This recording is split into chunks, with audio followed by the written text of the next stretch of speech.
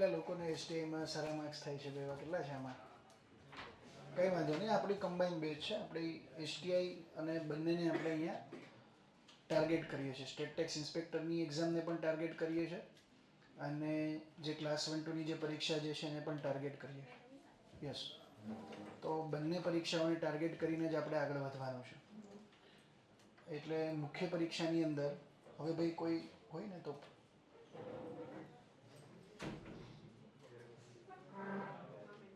Okay. એટલે પોલિટીના જે topic જે છે એસટીઆઈ અને ક્લાસ 1-2ની મેઇન્સમાં બેમાં સરખા જ છે, કોઈ એમાં ડિફરન્ટ નથી. હવે અત્યારે સિલેબસનું બદલાવની ચેન્જ છે. ઘણા મને મેસેજ કરે શું થાય શું થાય, તો એમાં એટલો બધો કંઈ ચેન્જ નથી ભાઈ. હિસ્ટ્રીનું એ છે, હિસ્ટ્રીમાં એકાદ બે ટોપિક કંઈક એડ કર્યા છે. એમાં બધા વંશ લઈ લીધા છે, બધા વંશ વધારી દીધું બધું. તો એની એમાં કંઈ એટલી બધી ચિંતા નથી કરવાની. ઘણા લોડ લઈ લેશે અત્યારે કે વિડીયો લઈને આવો શું થશે ને, એવું કાંઈ ચેન્જીસ નથી થવાનું એટલું બધું. તમે એસટીઆઈનું પેપર જોયું જ તું શું હતું એ? કાલથી આ ક્લાસમાં રાખજો હવે લેક્ચર. ઓકે, ગુડ ઇવનિંગ બધાને. વોઇસ ક્લિયર આવે છે ભાઈ મિત્રો? હવે વોઇસ જે છે એ ક્લિયર આવે છે બધાને? અવાજ જે છે એ બધાને ક્લિયર આવે છે તો યસ કહી દેજો. વોઇસમાં કંઈ ઇશ્યુ છે પૂછો તો. ઓકે ક્લિયર છે. ઓકે યસ યસ, એટલો જ આવશે પહેલા. આમાં કેવું વધારવો પડે થોડોક ભાઈ. આમાં ધારો કે ઓછો આવે છે તો મારે વોલ્યુમ થોડુંક વધારવું પડે. સિમ્પલ વસ્તુ છે. ઓકે, પ્રિલિમમાં આપણે બધા પોઈન્ટ પ્રગતિ 1માં આઈ થિંક એકાદ બે મુદ્દા બાકી છે તો એ જોઈ લઈશું. પ્રગતિ 2માં બંધારણીય સંસ્થા એ બી જોઈ લઈશું. ચિંતા ના કરતા, આપણે બધું પૂરું જ કરવાનું છે. એટલે એ કોઈ એવું ના વિચારતા કે સિલેબસ આ પૂરો નથી કરાવતો, એવું નથી. પાછળથી નહીં કે આ તો સિલેબસ બાકી રાખે, આમ ફાકા ફોજદારી વધારે કરે છે. આપણે બધું કરાવશું. અને પોલિટીમાં આવ્યું હતું ને આપણામાંથી ભાઈ 25માંથી 25 ક્વેશ્ચન હતા, એનું પ્રૂફ મૂક્યું હતું મેં. એટલે એ કોઈ આપણે નથી જોવાનું. અને કીધું હતું કે ઇતિહાસ નહીં આવે બંધારણનો, એ નહોતો આવ્યો. એટલે આમાં ટૂંકમાં અનુભવ એ બધો હોય છે જૂની એક્ઝામનો બધો. એટલે આપણે આજે મેન્સની તૈયારી ચાલુ કરવાની છે, પણ એના માટે તમારા સ્ટેટિક પોર્શન ક્લિયર હોવા જોઈએ. સ્ટેટિક પોર્શન એટલે હું તમને એમ પૂછું ભાઈ ભારત દેશના બંધારણના લક્ષણો શું, તો એ આપણે પ્રિલિમમાં જોયા હતા, તો એ આવડવા જોઈએ. આ એસટીઆઈનો અભ્યાસક્રમ છે. એટલે હવે એસટીઆઈનો અભ્યાસક્રમ જે ક્લાસ 1-2 અને આ બે જ કમ્બાઈન બેચ છે, એસટીઆઈ અને જીપીએસસીની. એટલે તમારી જે જીપીએસસીની સપ્ટેમ્બર મહિનાની એક્ઝામ આવે છે ને એ આમાં ક્લિયર થઈ જશે. ઓકે, હવે એમાં સિલેબસ જે છે તમને કદાચ ખ્યાલ હશે. તો પહેલાં હું એસટીઆઈની વાત કરું તો એસટીઆઈમાં GS2માં આવશે. એસટીઆઈની જે પરીક્ષા જે છે તો એની અંદર GS2ની અંદર બંધારણ આવશે. કેટલો 3 પ્રશ્ન આવશે. કેટલા આવશે? 3. એટલે 30 માર્ક્સનું પોલિટી એસટીઆઈની અંદર આવશે. અને ક્લાસ 1-2ની અંદર મુખ્ય પરીક્ષાનું જે બંધારણ જે છે, બંધારણના જે ટોપિક જે છે, ઓકે, મુખ્ય પરીક્ષાની અંદર કોન્સ્ટિટ્યુશનના જે ટોપિક જે છે 50 માર્ક્સના આવશે. કેટલા માર્ક્સના આવશે? એટલે વેઇટેજ સારું એવું છે. બીજું તમારે કામ શું કરવાનું છે? હવે આપણે મુખ્ય પરીક્ષામાં આગળ વધી ગયા છે તો મુખ્ય પરીક્ષા માટે બીજું આપણે કામ એ કરવાનું છે, ટોપર્સના પેપર જોવા. જે સારા પેપર લખતા હોય એના પેપર મારે જોવા પડે. એટલે કે આપણે શરૂઆતમાં લખશું એટલે એમાં કંઈ સારું લખાવાનું નથી, એ ખરાબ જ લખાવાનું. એવું મેં જ્યારે 2017માં ચાલુ કર્યું લખવાનું તો ત્યારે એ ખરાબ જ લખાતું હતું. એટલે શરૂઆતમાં આપણે આપણી જાતને જજ નથી કરવાની. આપણે આપણી જાતને 2-3 મહિના આપવા પડે લખીએ ત્યારે, રાઇટિંગ કરીએ ત્યારે. હવે જે લોકો ઓલરેડી ટોપર છે એના પેપર જોઈને જો આપણે થોડુંક ઓબ્ઝર્વ કરશું, ખાસ કરીને જીએસમાં મારા પેપર સારા હોય છે. એટલે જનરલ સ્ટડીઝના મેં મારા એસટીઆઈના પેપર આપણી ટેલિગ્રામ ચેનલમાં મૂકેલા છે, ધ્યેય જીપીએસસી કરીને છે એમાં. તો જ્યારે પણ ફ્રી થાવ ત્યારે ટોપર્સના પેપર આ રીતે જોવામાં ચાલતા હોય ગમે ત્યાં. હવે આપણો એક જ લક્ષ્ય હોવો જોઈએ મિત્રો કે ગમે એમ કરીને 2025 જે છે એને ગોલ્ડન યર બનાવવું છે. આજુબાજુવાળાની બોલતી બંધ કરવી છે. એના માટે પહેલી તો ધીરજ રાખવી પડશે અને સતત મહેનત કરવી પડશે. હવે જો વધારે બીજી કોઈ વાત નથી કરવી. અહીંયા ક્વેશ્ચન સીસી એક્ઝામ જેવા નથી. અહીંયા આપણા જે પ્રશ્નો હશે એ 10 માર્ક્સનો પ્રશ્ન હશે. બીજું પેજ બ્લેન્ક હશે. હવે હાસમુખ પટેલ સાહેબ કંઈ બીજું નવું ન લાવે, લાઈનવાળું કંઈક નાખે નહીં, તો બ્લેન્ક પેજ હશે. કેવું પેજ હશે? કોરું પેજ હશે. અને તમારે જે 200 શબ્દ આપણે અહીંયા આગળ જે 200 શબ્દ લખવાના છે 200 શબ્દોમાં, યસ 200 શબ્દોમાં આપણે આપણો આન્સર લખવાનો છે.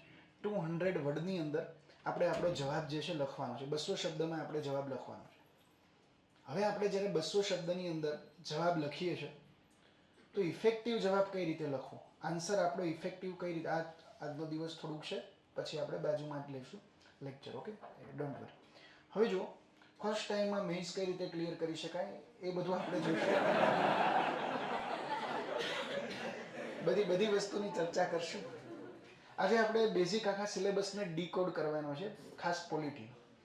એટલે બધા જે ફેકલ્ટી હશે એના વિષયની પહેલાં એ જ ચર્ચા કરશે કે આપણે સિલેબસને ડીકોડ કઈ રીતે કરવો. અને આન્સર આપણે જો પ્રિલિમમાં અહીંયા ભણી ગયા છે મૂળભૂત અધિકાર શું છે. હવે મૂળભૂત અધિકારમાંથી મેઇન્સના પ્રશ્ન કેવા આવે એ આપણે જોવાનું છે. અને ક્વેશ્ચન આન્સરની પ્રેક્ટિસ કરવાની છે. હું પણ અહીંયા તમને લખાવીશ. આજે એક ક્વેશ્ચન ખાલી તમારો જોવો છે, પહેલા દિવસે કેવું લખી શકો છો. આપણે એક ફાઉન્ડેશન બેચ કે જે બેચ છે તો એમાં મેઇન્સની પ્રોપર પ્રેક્ટિસ કરાવી છે. તો જો 200 શબ્દોમાં આપણે જવાબ લખવાનો હોય તો શરૂઆતમાં આપણે જ્યારે જવાબ લખવા જશું ને એટલે પેન નહીં ચાલે. શરૂઆતમાં આપણે જ્યારે પેન ઉપડશે જ નહીં, પહેલી વસ્તુ ડર લાગશે, ફોબિયા ક્રિએટ થાય કે નહીં લખાય. તો એના માટે પહેલાં તો આપણી પાસે કન્ટેન્ટ હોવું જોઈએ. મને એ જ નથી ખબર કે મૂળભૂત અધિકાર કયા ભાગમાં છે, તો પછી હવે આપણે એવી એક્સપેક્ટેશન ના રાખીએ કે હું ટોપર બની જાઉં, હું ડાયરેક્ટ પાસ થઈ જાઉં. એ રીતે નહીં થાય. એ રીતે ઓબ્વિયસલી થાય નહીં. 200 શબ્દમાં જવાબ લખવાના છે. 2 પેજ લખવાના છે. કેટલા લખવાના છે? 2 પેજ. એટલે ટોટલ એસટીઆઈમાં કેટલા પેજ લખવાના થાય? જીએસમાં 20 પેજ લખવાના થાય. અને 20 પેજ કેટલી કલાકમાં લખવાના છે? 3 કલાકની અંદર.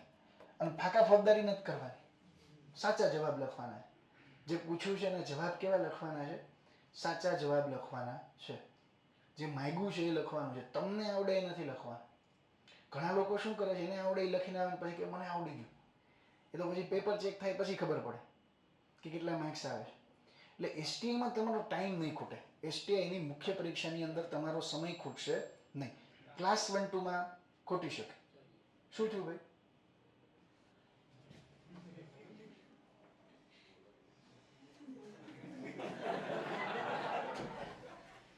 કાંઈ વાંધો નહીં. જો ક્લાસ 1-2માં તમારો ટાઈમ શું કામ ખૂટે એ કહું. કેમ કે 15 પ્રશ્નો છે અને 3 જ કલાક છે. એટલે 1 કલાકમાં કેટલા પ્રશ્નો લખવાના થાય? 5 પ્રશ્નો. 1 કલાકમાં 5 પ્રશ્નો લખવાના થાય ને, 5 તેરી 15. એટલે 1 કલાકમાં 5 પ્રશ્ન લખવા એટલે 12 મિનિટમાં એક પ્રશ્ન લખવાનો થાય. અહીંયા આગળ તમને એ જ મિનિટ 18 જેવી મળી જાય. એટલે એસટીઆઈમાં તમારા સારા અક્ષરય આવે, એ 1-2માં નહીં આવે. ક્લિયર થાય છે?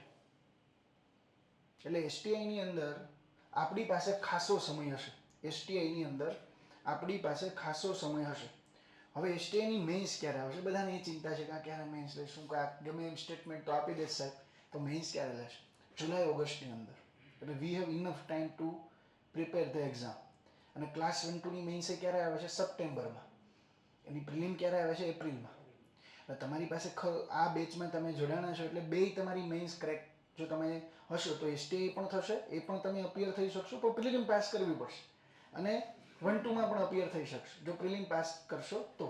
ઓકે, હવે બંધારણની અંદર ટોટલ 8 ટોપિક છે. કેટલા ટોપિક છે? 8 ટોપિક. હવે 8 ટોપિકમાંથી આપણે એ વસ્તુ જોવાનું છે. 8 ટોપિકમાં 8 ટોપિકની અંદર એક જ મિનિટ, આ ભાઈ ચા બનાવીને લાવ્યા છે તો આને ગ્રહણ કરી લેવાય પહેલા.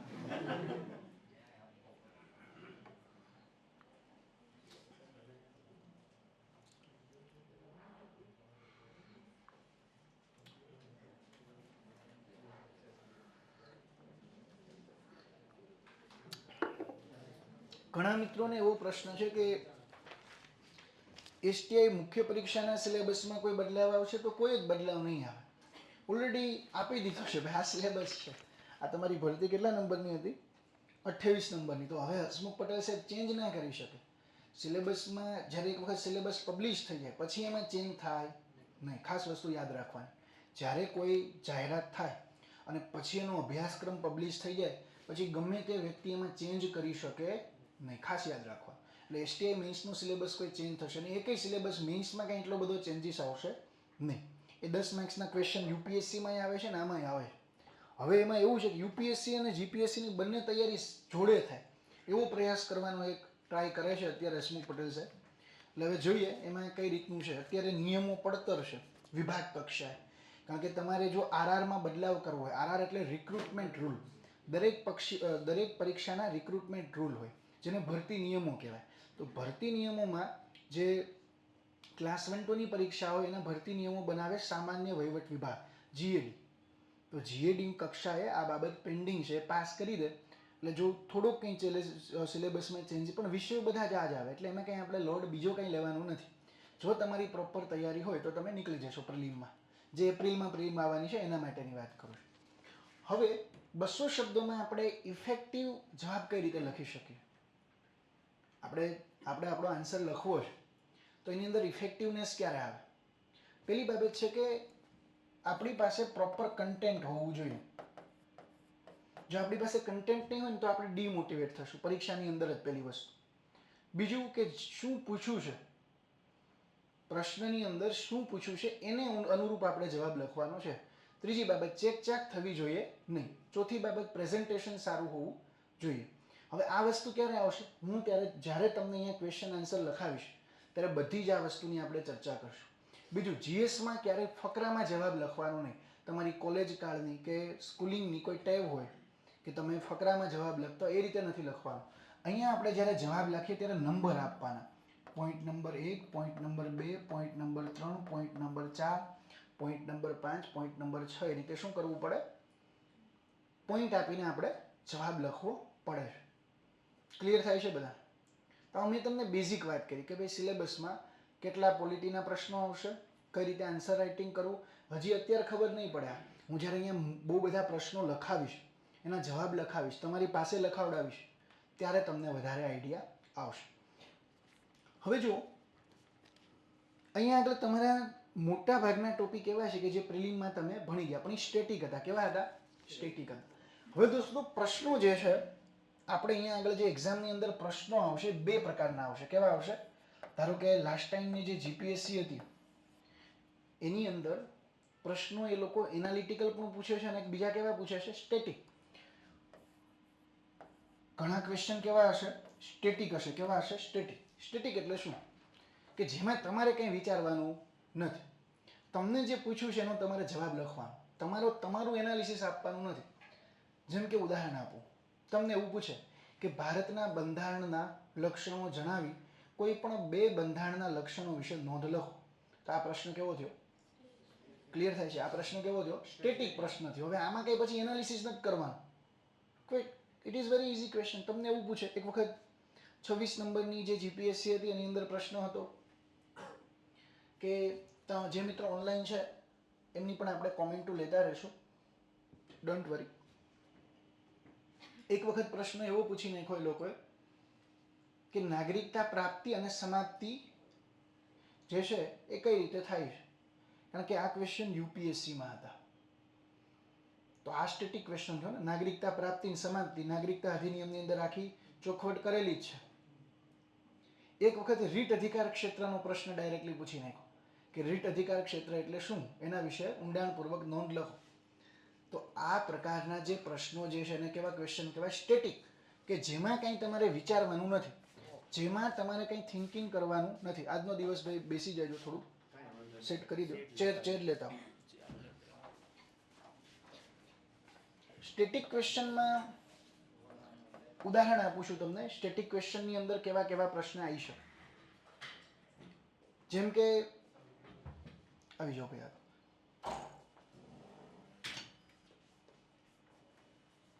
પડી છે હજી એક છે?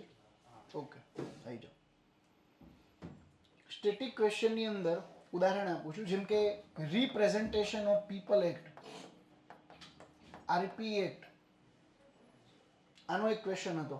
રિપ્રેઝન્ટેશન ઓફ પીપલ એક્ટ 1951 અંતર્ગત ગેરલાયકાત કોણ ગેરલાયક કોણ ઠરે.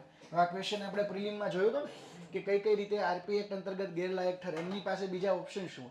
તો 10 માર્ક્સનો ક્વેશ્ચન પૂછી નાખો એટલે આવા તો આવડી જાય. ધારો કે બીજો એક ક્વેશ્ચન હતો, મેં તમને કીધું બંધારણના લક્ષણો. બંધારણના, હવે જીપીએસસી આવા પણ ક્વેશ્ચન પૂછતા હતા પહેલા કે ભાઈ બંધારણના લક્ષણો જણાવી કોઈ પણ બે લક્ષણો વિશે નોંધ લખો. તો બંધારણના લક્ષણો, તો આ ટોપિક કેવો થયો? સ્ટેટિક પોર્શન થયો.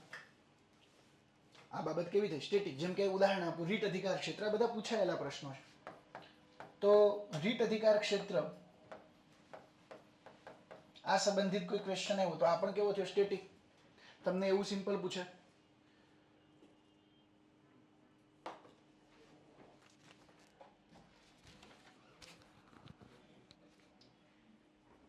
કોને અવાજ ઓછો આવે છે? એક જ મિનિટ.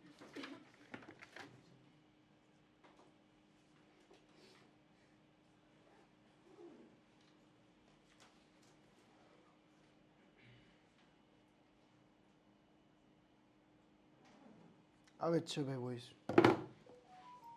ઓકે, તો જે સ્ટેટિક પોર્શન જે છે, તો સ્ટેટિક પોર્શનની અંદર આવા બધા પ્રશ્ન આવશે કે જે તમે સ્ટેટિક પોલિટીની અંદર ભણી ગયા. જેમ કે સિમ્પલ તમને એવું પૂછે કે રાષ્ટ્રીય કટોકટી કઈ કઈ રીતે લાગે, અને રાષ્ટ્રીય કટોકટીની સમાપ્તિ માટે શું હોય, ને રાષ્ટ્રીય કટોકટી લાગે ત્યારે કેન્દ્ર અને રાજ્યના સંબંધમાં શું ચેન્જીસ થાય. ધારો કે આ સંબંધિત કોઈ ક્વેશ્ચન પૂછો તો આ કેવો થયો? સ્ટેટિક પ્રશ્ન થયો. કે હવે પ્રશ્ન એ થાય કે ભાઈ સ્ટેટિક પ્રશ્ન હોય, મેઇન પ્રશ્ન હોય, કોઈ પણ પ્રશ્નનો જવાબ લખવામાં ઇન્ટ્રોડક્શન, બોડી અને કન્ક્લુઝન. કઈ બેચમાં છો તમે? ભાઈ બેસાડી દો ને ક્યાંય જગ્યા હોય તો. તમે બે પ્રગતિ 2 માં છો? હવે એક કામ કરો, આજે જગ્યાનો ઇશ્યુ છે થોડો.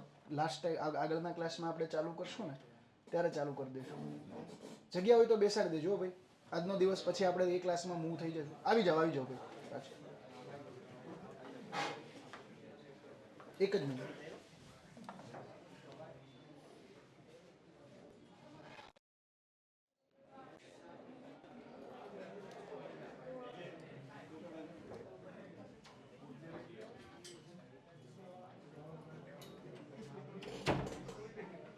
કઈ વાંધો નહીં ભાઈ.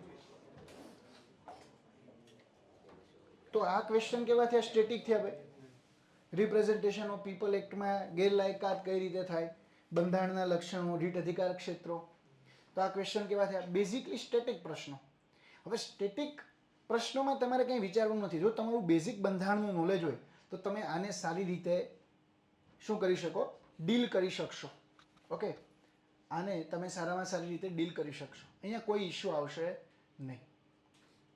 હવે ઇશ્યુ ક્યાં આવશે? એનાલિટિક. આમાં ઇશ્યુ તો આવશે જ, વાંચ્યું નહીં હોય તો. એવું નથી કે આમાં ઇશ્યુ નહીં આવે. આમાં વાંચ્યું નહીં હોય તો પાછો ઇશ્યુ આવશે જ તે. હવે ખબર જ નહીં હોય કે શું હશે. તો હવે ધારો કે આપને પ્રશ્ન એ થાય કે સાહેબ આવો પ્રશ્ન આવે તો આને આપણે ડીલ કઈ રીતે કરવો. ધારો કે આ પ્રકારના પ્રશ્નો આવે, સ્ટેટિક જ છે પ્રશ્નો, તો આને ડીલ કઈ રીતે કરવું. હવે હું તમને સિમ્પલ એક ઉદાહરણ આપું. ચલો, પ્રશ્ન અહીંયા કંઈક એવો છે કે આ ક્વેશ્ચન પૂછાઈ ગયેલો છે, ભારતના બંધારણના લક્ષણો જણાવી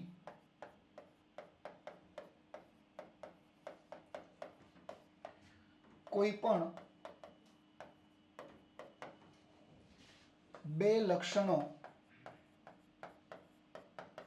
વિશે ઊંડાણપૂર્વક નોંધ લખો. It is very simple question. ને કાઉન્સમાં એ લોકોએ લખ્યું જ હશે 200 શબ્દ. એસટીઆઈની પરીક્ષામાં ખાલી ગુજરાતી ભાષામાં જવાબ લખવાના છે. આ સ્પષ્ટતા કરી દો. પછી તમારું ઇંગ્લિશ ફ્લુઅન્ટ હોય કે I can speak in English, એવું નથી લખવાનું. એ તમને મોકો મળશે ક્યાં? ક્લાસ 1-2માં.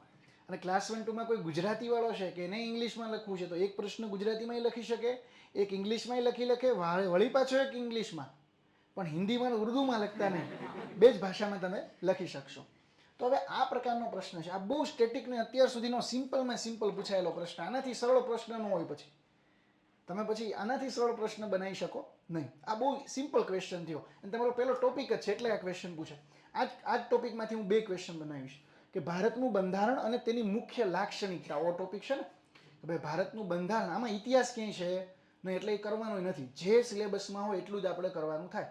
તો ભારતનું બંધારણ અને એના મુખ્ય લક્ષણ આવું છે. પહેલો જ ટોપિક આ છે.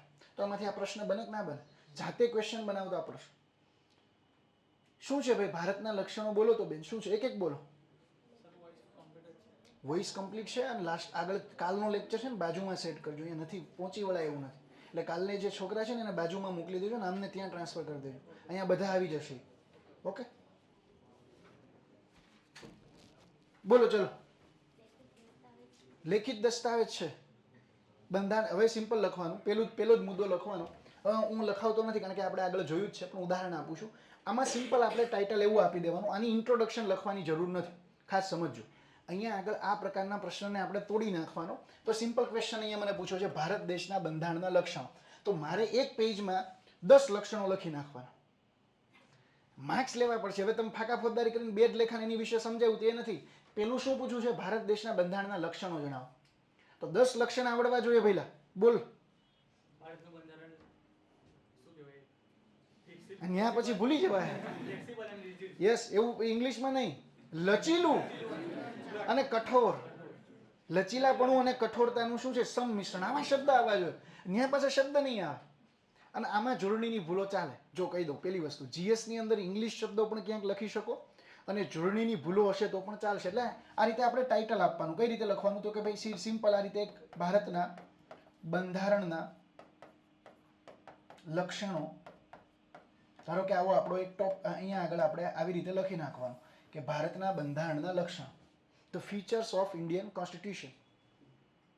હવે એની અંદર આપણે આ રીતે લખવાનું કે ભાઈ શું છે?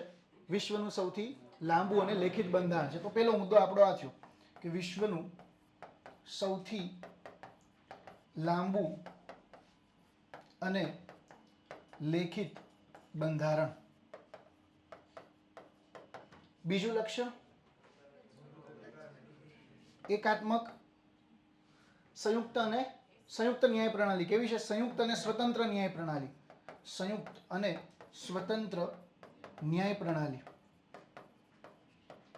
પછી યસ, એકલ નાગરિકતા.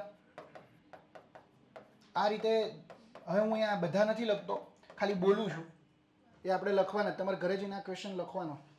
તો વિશ્વનું સૌથી લાંબુ. હવે જ્યારે આન્સર લખતા હોય ત્યારે બીજી વસ્તુ એક યાદ રાખવાની કે અંડરલાઇન ઇઝ વેરી ઇમ્પોર્ટન્ટ. કે આપણે જ્યારે કોઈ કીવર્ડ લખીએ છીએ ત્યારે એની નીચે અંડરલાઇન કરવાની. શું કરવાની? અંડરલાઇન. બીજું, બ્લુ અને બ્લેક પેન જ યુઝ કરવાની છે. રેડ ને ગ્રીન ને એવી એક પેન આમાં યુઝ કરવાની નથી, કારણ કે તમારા પેપર સ્કેન થાય ને પેપર ચેકર પાસે મોકલાશે. એટલે તમે બ્લેક પેનથી અથવા બ્લુ પેનથી જ લખી શકશો. અને બને ત્યાં સુધી આવી પેન નથી, લાવો ભાઈ, આવી પેન નહીં યુઝ કરવાની. આ કઈ છે? સાઇનો ટ્રાયો કે સોફ્ટ પે કે એવી કઈ કરવાની નથી. કરવાની હોય તો હું જનરલી જે પેન યુઝ કરતો આ કરતો પેન્ટેલ 0.7 તમને જો ફાવતી હોય તો આ કરજો. Made in Japan. પેન્ટેલ 0.7 ની જાડા પોઈન્ટ વાળી આવશે ને, બહુ મસ્ત અક્ષર થાય અને સારા અક્ષર થશે. આ યુઝ કરી શકો અથવા તમારી રીતે કોઈ બી જેલ પેન યુઝ કરી શકો, એ કોઈ ઇશ્યુ નથી, કારણ કે આપણી સ્પીડ આવી જોઈએ અને પેન બદલાવાની નહીં. જો આ બધી નાની નાની વસ્તુ છે, મુખ્ય પરીક્ષા માટે આ બધી બહુ નાની નાની વસ્તુ છે, પણ અત્યારથી જ આપણે ડિસિપ્લિનથી એમાં વર્ક કરવું પડશે. જે કીવર્ડ લખે ને એની નીચે અંડરલાઇન. લાંબુ બંધારણ તો એની નીચે અંડરલાઇન. એકલ નાગરિકતા તો એની નીચે અંડરલાઇન. એકલ નાગરિકતા જે છે તો એની નીચે તમે અંડરલાઇન કરી શકો. પછી તમારે શું લખવાનું છે? તો બંધારણ કેવું છે? અર્ધસમવાયી તંત્ર છે, ક્વાસી ફેડરલ. પછી તો કે કઠોરતા અને લચીલાપણીનું સંમિશ્રણ છે. પછી ત્રિસ્તરીય સરકાર છે, 3 ટાયર ગવર્મેન્ટ. કઈ છે? ત્રિસ્તરીય સરકાર. પછી સ્વતંત્ર બંધારણીય સંસ્થાઓ. પછી સંસદીય પદ્ધતિથી ચાલતી સરકાર. પછી કોન્સ્ટિટ્યુશનલ સુપ્રીમસી, બંધારણીય સર્વોપરિતા. યસ, મૂળભૂત અધિકારો અને ડીપીએસપી વચ્ચેનું સંતુલન, એ પણ વસ્તુ છે. તો આરામથી તમે શું કરી શકો? 10 મુદ્દા આમાં લખી શકો. એટલે આરામથી તમારું પૂર્ણ પેજ ભરાય છે. આરામથી 10 મુદ્દા લખી. અને હું તો કહું 15 આવડતો હોય 15 લખી નાખવાના, કારણ કે અહીંયા તમને એ જ પૂછ્યું છે કે બંધારણના લક્ષણો જણાવો. આરામથી આમાં તમે 15 મુદ્દા બીજા લખી શકો. સ્વતંત્ર ન્યાયપાલિકા વાળાને જે અહીંયા મેં તમને કીધું, તો તમે હજી આની અંદર બીજા લક્ષણો નાખી દેવાના. રાજનીતિના માર્ગદર્શક સિદ્ધાંતો અલગ લખો, મૂળભૂત અધિકારો વિશે લખો, પીઆઈએલ અને ન્યાયિક સમીક્ષા લખો. એટલે ટૂંકમાં આરામથી તમારા શું થઈ જાય? મુદ્દાઓ પૂરા થઈ જાય. બીજું હજી એક લખી શકો કે આપણું જે ફેડરલિઝમ છે, ક્વાસી ફેડરલિઝમ તો છે, પણ એ સિમેટ્રિકલ ફેડરલિઝમ છે. કેવું છે? બધા રાજ્યો માટે સમાન બાબતો નથી. એસિમેટ્રિકલ ફેડરલિઝમની વાત કરી હતી, કોઈને ખ્યાલ છે? કોને કહેવાય asymmetrical federalism? What is the asymmetrical federalism? કોઈ કહેશે? યસ, જો એસિમેટ્રિકલ ફેડરલિઝમની બહુ બધી બાબતો છે. એક તો અનુચ્છેદ 371 અંતર્ગત અમુક રાજ્યો માટે શું છે? વિશેષ જોગવાઈઓ છે, સ્પેશિયલ કેટેગરી સ્ટેટસ છે. બીજું, રાજ્યસભાની સીટો બધા રાજ્યો માટે કેવી છે? અલગ અલગ છે. લોકસભાની સીટો બધા રાજ્યોમાં કેવી છે? અલગ અલગ છે. વિધાનસભાની સીટો બધા રાજ્યો માટે કેવી છે? અલગ અલગ છે. કેટલાક રાજ્યોમાં ટ્રાઇબલ એરિયાને શું કરવામાં આવેલું છે? જાહેર કરવામાં આવ્યું છે શેડ્યુલ એરિયા, ટ્રાઇબલ એરિયા.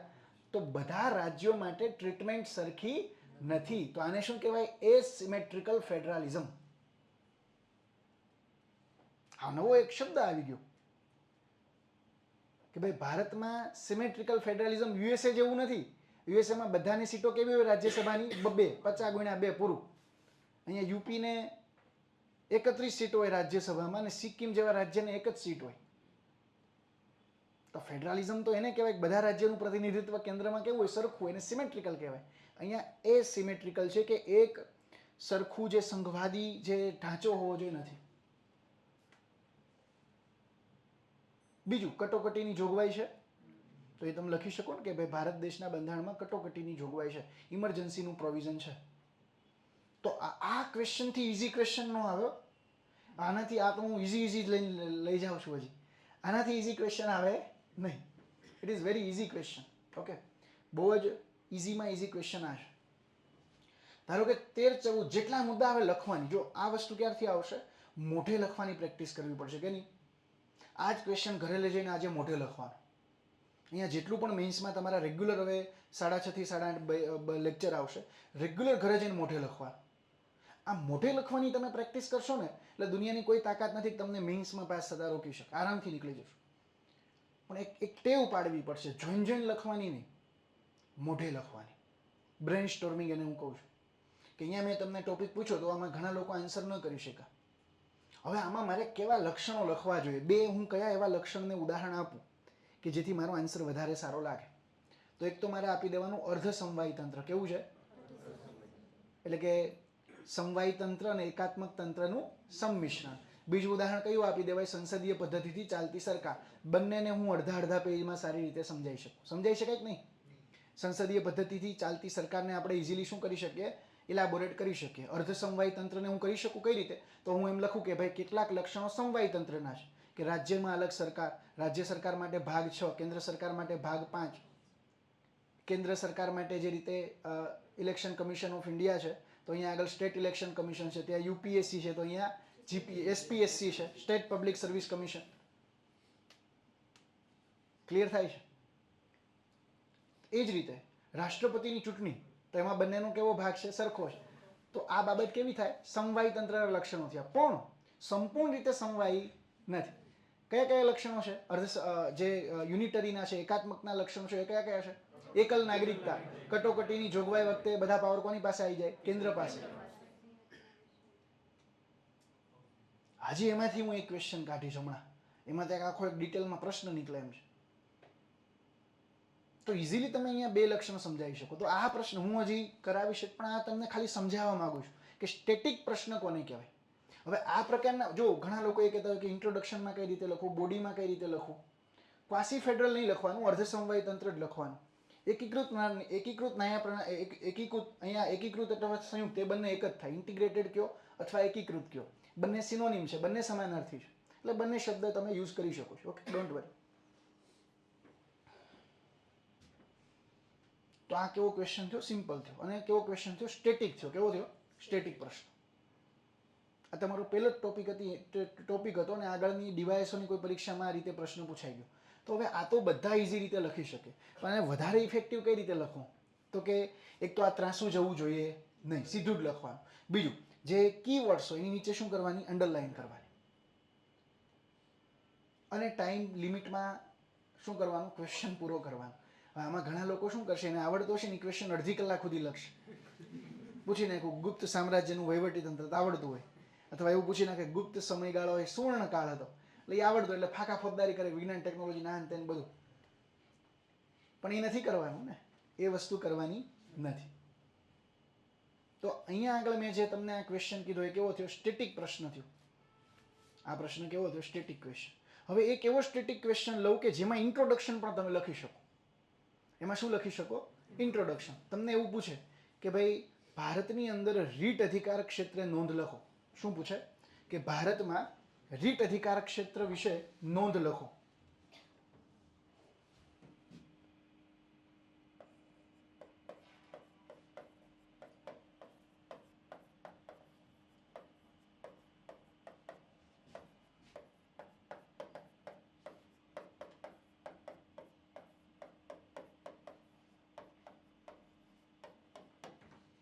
ભારતમાં રીટ અધિકાર ક્ષેત્ર વિશે નોંધ લખો. ધારો કે આવો ક્વેશ્ચન પૂછો. આ સ્ટેટિક જ છે, પણ આમાં મારે ઇન્ટ્રોડક્શન લખવી પડે. આમાં શું લખવું પડે? આની અંદર મારે ઇન્ટ્રોડક્શન જે છે એની કંઈક ચર્ચા કરવી પડે. ઇન્ટ્રોડક્શન અહીંયા આગળ મારે કંઈક લખવી પડે. હવે અહીંયા આગળ હું શું ઇન્ટ્રોડક્શન લખી શકું? કે આમાં ઇન્ટ્રોડક્શનમાં હું શું લખી શકું? તો સિમ્પલ એવું લખી શકું. અહીંયા આગળ પ્રસ્તાવનામાં આર્ટિકલ સાથે વાત કરવી પડે. કેની વાત કરવી પડે? આર્ટિકલ્સ. કે ભારતના બંધારણમાં અનુચ્છેદ 32 અંતર્ગત સુપ્રીમ કોર્ટ પાસે રીટ અધિકાર ક્ષેત્રની સત્તાઓ છે અને અનુચ્છેદ 226 અંતર્ગત હાઈકોર્ટ પાસે રીટ અધિકાર ક્ષેત્રની સત્તા છે. પછી અહીંયા હું એ લખી નાખું, બેઝિક એ સમજાવી દીધું કે હાઈકોર્ટના પાવર શું છે અને સામેની બાજુ સુપ્રીમ કોર્ટના પાવર શું છે. તો કે સુપ્રીમ બોક્સ બનાવીને જ બતાવી દેવાના. આ રીતે ભાગ પાડી દેવાના થાય. શું કરવાના થાય? ભાગ પાડી દેવાના થાય. પછી એક મુદ્દો અહીંયા લખું કે ભાઈ સુપ્રીમ કોર્ટનો જે રીટ અધિકાર ક્ષેત્ર હોય સમગ્ર દેશમાં લાગુ રહેશે, જ્યારે હાઈકોર્ટનો સંબંધિત રાજ્ય પૂરતો મર્યાદિત રહેશે. બીજું તો કે સુપ્રીમ કોર્ટમાં તમે ત્યારે જ પિટિશન ફાઇલ કરી શકશો કે જ્યારે મૂળભૂત અધિકારનું ઉલ્લંઘન થાય. જ્યારે હાઈકોર્ટમાં મૂળભૂત અધિકાર સિવાયના કાયદાકીય અધિકારના સંરક્ષણ માટે પણ હાઈકોર્ટ શું કરી શકે? રીટ અધિકાર ક્ષેત્ર ઇસ્યુ કરી શકે. અને પછી તમે સમજાવો કે રીટ અધિકાર ક્ષેત્ર જે છે એ શું છે. હવે મારે એ પણ બતાવવું પડે કે રીટ અધિકાર ક્ષેત્રની સત્તામાં વધારો ઘટાડો કરવાની સત્તા કોઈ પાસે નથી, પણ વધારો કરવાની સત્તા સંસદ પાસે છે. તો અહીંયા મેં શું કર્યું? આર્ટિકલનો પણ ઉપયોગ કર્યો, જે બેઝિક કન્ટેન્ટ હતું એ પણ લીધું, અને પછી હું એમ કહું કે ભારતમાં રીટ અધિકાર ક્ષેત્રો વિશે તો પહેલાં હું લખું કે બંદી પ્રત્યક્ષીકરણ, પછી લખું પરમાદેશ, પછી લખું ઉત્પ્રેક્ષણ. 5 થઈ ગયા. અને 5માં હું 2 મુદ્દા લખી નાખું અથવા 3 મુદ્દા લખી નાખું. એમાંય નંબર આપવાના. નંબર કઈ રીતે આપવાના? ધારો કે મેં અહીંયા પેલું લખ્યું બંદી પ્રત્યક્ષીકરણ. બંદી પ્રત્યક્ષીકરણ તેનો પેલો એક મુદ્દો લખ્યો કે બંદી પ્રત્યક્ષીકરણનો રીટ અધિકાર ક્ષેત્ર ખાનગી અને રાજ્ય બંને વિરુદ્ધ લાગુ કરી શકાય. મેન આનો ઉદ્દેશ શું છે કે કોઈ અપહરણ થયું હોય કે કોઈને ગેરકાયદેસર ધરપકડ કરી હોય તો એનાથી વ્યક્તિને રક્ષણ આપવા માટે આ છે. ક્લિયર થયું? તો આ 2 જ મુદ્દા મારે લખવાના છે, બીજું કંઈ લખવાનું નથી. હવે અહીંયા મેં 2 મુદ્દા લખ્યા, પછી મેં ટાઇટલ અહીંયા આપ્યું. શું આપ્યું? તો કે પરમાદેશ. તો પરમાદેશમાં ફરી વખત 2 મુદ્દા લખવાના નથી. પછી ક્યાંથી ચાલુ કરવાનું? 3rd, 4th. દોસ્તો એક વસ્તુ ક્લિયર કટ કહી દઉં તમને, તમારા નંબર વધારે દેખાવા જોઈએ. શું દેખાવું જોઈએ? પોઈન્ટ દેખાવા જોઈએ. મેઇન વસ્તુ જીપીએસસી એ જ માંગે છે. 6 મુદ્દામાં પૂરો નથી કરવાનો જવાબ. 10 મુદ્દા લખવાના. કેટલા લખવાના? 10 મુદ્દા. અને ફકરામાં જવાબ લખવાનો નથી. આજે આપણે બેઝિક જ ચર્ચા કરીએ છીએ, સિલેબસને ડીકોડ કરવાનો પ્રયાસ કરીએ છીએ. ક્વેશ્ચન આન્સર તો હું આગળના લેક્ચરમાં ચાલુ કરીશ. અહીંયા હું તમને એ સમજાવવા આવ્યો છું કે બેઝિક આપણે સિલેબસમાં શું શું કરવાનું છે, તમારે પણ શું કરવાનું છે એ પણ આગળ કહીશ. What is your task. તો આ પ્રકારના પ્રશ્નોને આપણે કેવા કહીશું? સ્ટેટિક. ક્લિયર થાય છે? સ્ટેટિકમાં શું હોય? તમને એવું પૂછી નાખે સુપ્રીમ કોર્ટના વીટો પાવર વિશે નોંધ લખો. લખી શકાય? લખી શકો પહેલા? આવડે છે કે વીટો પાવર ક્યાંથી આવે છે? કયા આર્ટિકલમાંથી વીટો પાવર આવે? એટલે સ્ટેટિક. જે પણ મિત્રો આપણી ફાઉન્ડેશન બેચમાં હતા તો નોટ્સ એક વખત રિવાઇઝ કરી નાખજો. બધી નોટ્સ એટલે મારી લેક્ચર નોટ જે તમને લખાવી હતી તે વાંચો, બીજું કંઈ નથી કરવાનું. બોલો તો તમને પૂછી નાખે શું લખશો એની અંદર? ઉદાહરણ સાથે લખવું પડે. હવે આવું મને સ્પેસિફિક ક્વેશ્ચન પૂછી નાખે ને ત્યારે મારે શું કરવું પડે? એક્ઝામ્પલ સાથે લખવું પડે. એબ્સોલ્યુટ આત્યંતિક વિટોનું પણ એક ઉદાહરણ આપવું પડે, નિલંબનકારી વિટોનું પણ ઉદાહરણ આપવું પડે. 2-3 એક્ઝામ્પલ મેં લખાવ્યા ત્યાં. એ રીતે આખું આન્સર લખવો પડે. પછી જો સ્પેસિફિક પૂછે તો યસ, પોકેટ વિટો છે, સસ્પેન્સિવ વિટો છે, એબ્સોલ્યુટ વિટો છે, ક્વોલિફાઈડ વિટો યુએસએમાં છે, અહીંયા નથી. તો 3 વિટોના ઉદાહરણ આપવા પડે, મારે એક્ઝામ્પલ આપવા પડે કે ભાઈ પૂર્ણકાલીન ડેમો લેક્ચર છે પણ છે જગ્યા નથી અત્યારે, કાલે આવજો ને તમે. છે જગ્યા ભાઈ પાછળ? ભાઈ આવો ભાઈ, બેસી જાઓ, ખોટો તમારો. ના ના, આવી જાઓ આવી જાઓ, આવો આવો, વાંધો નહીં.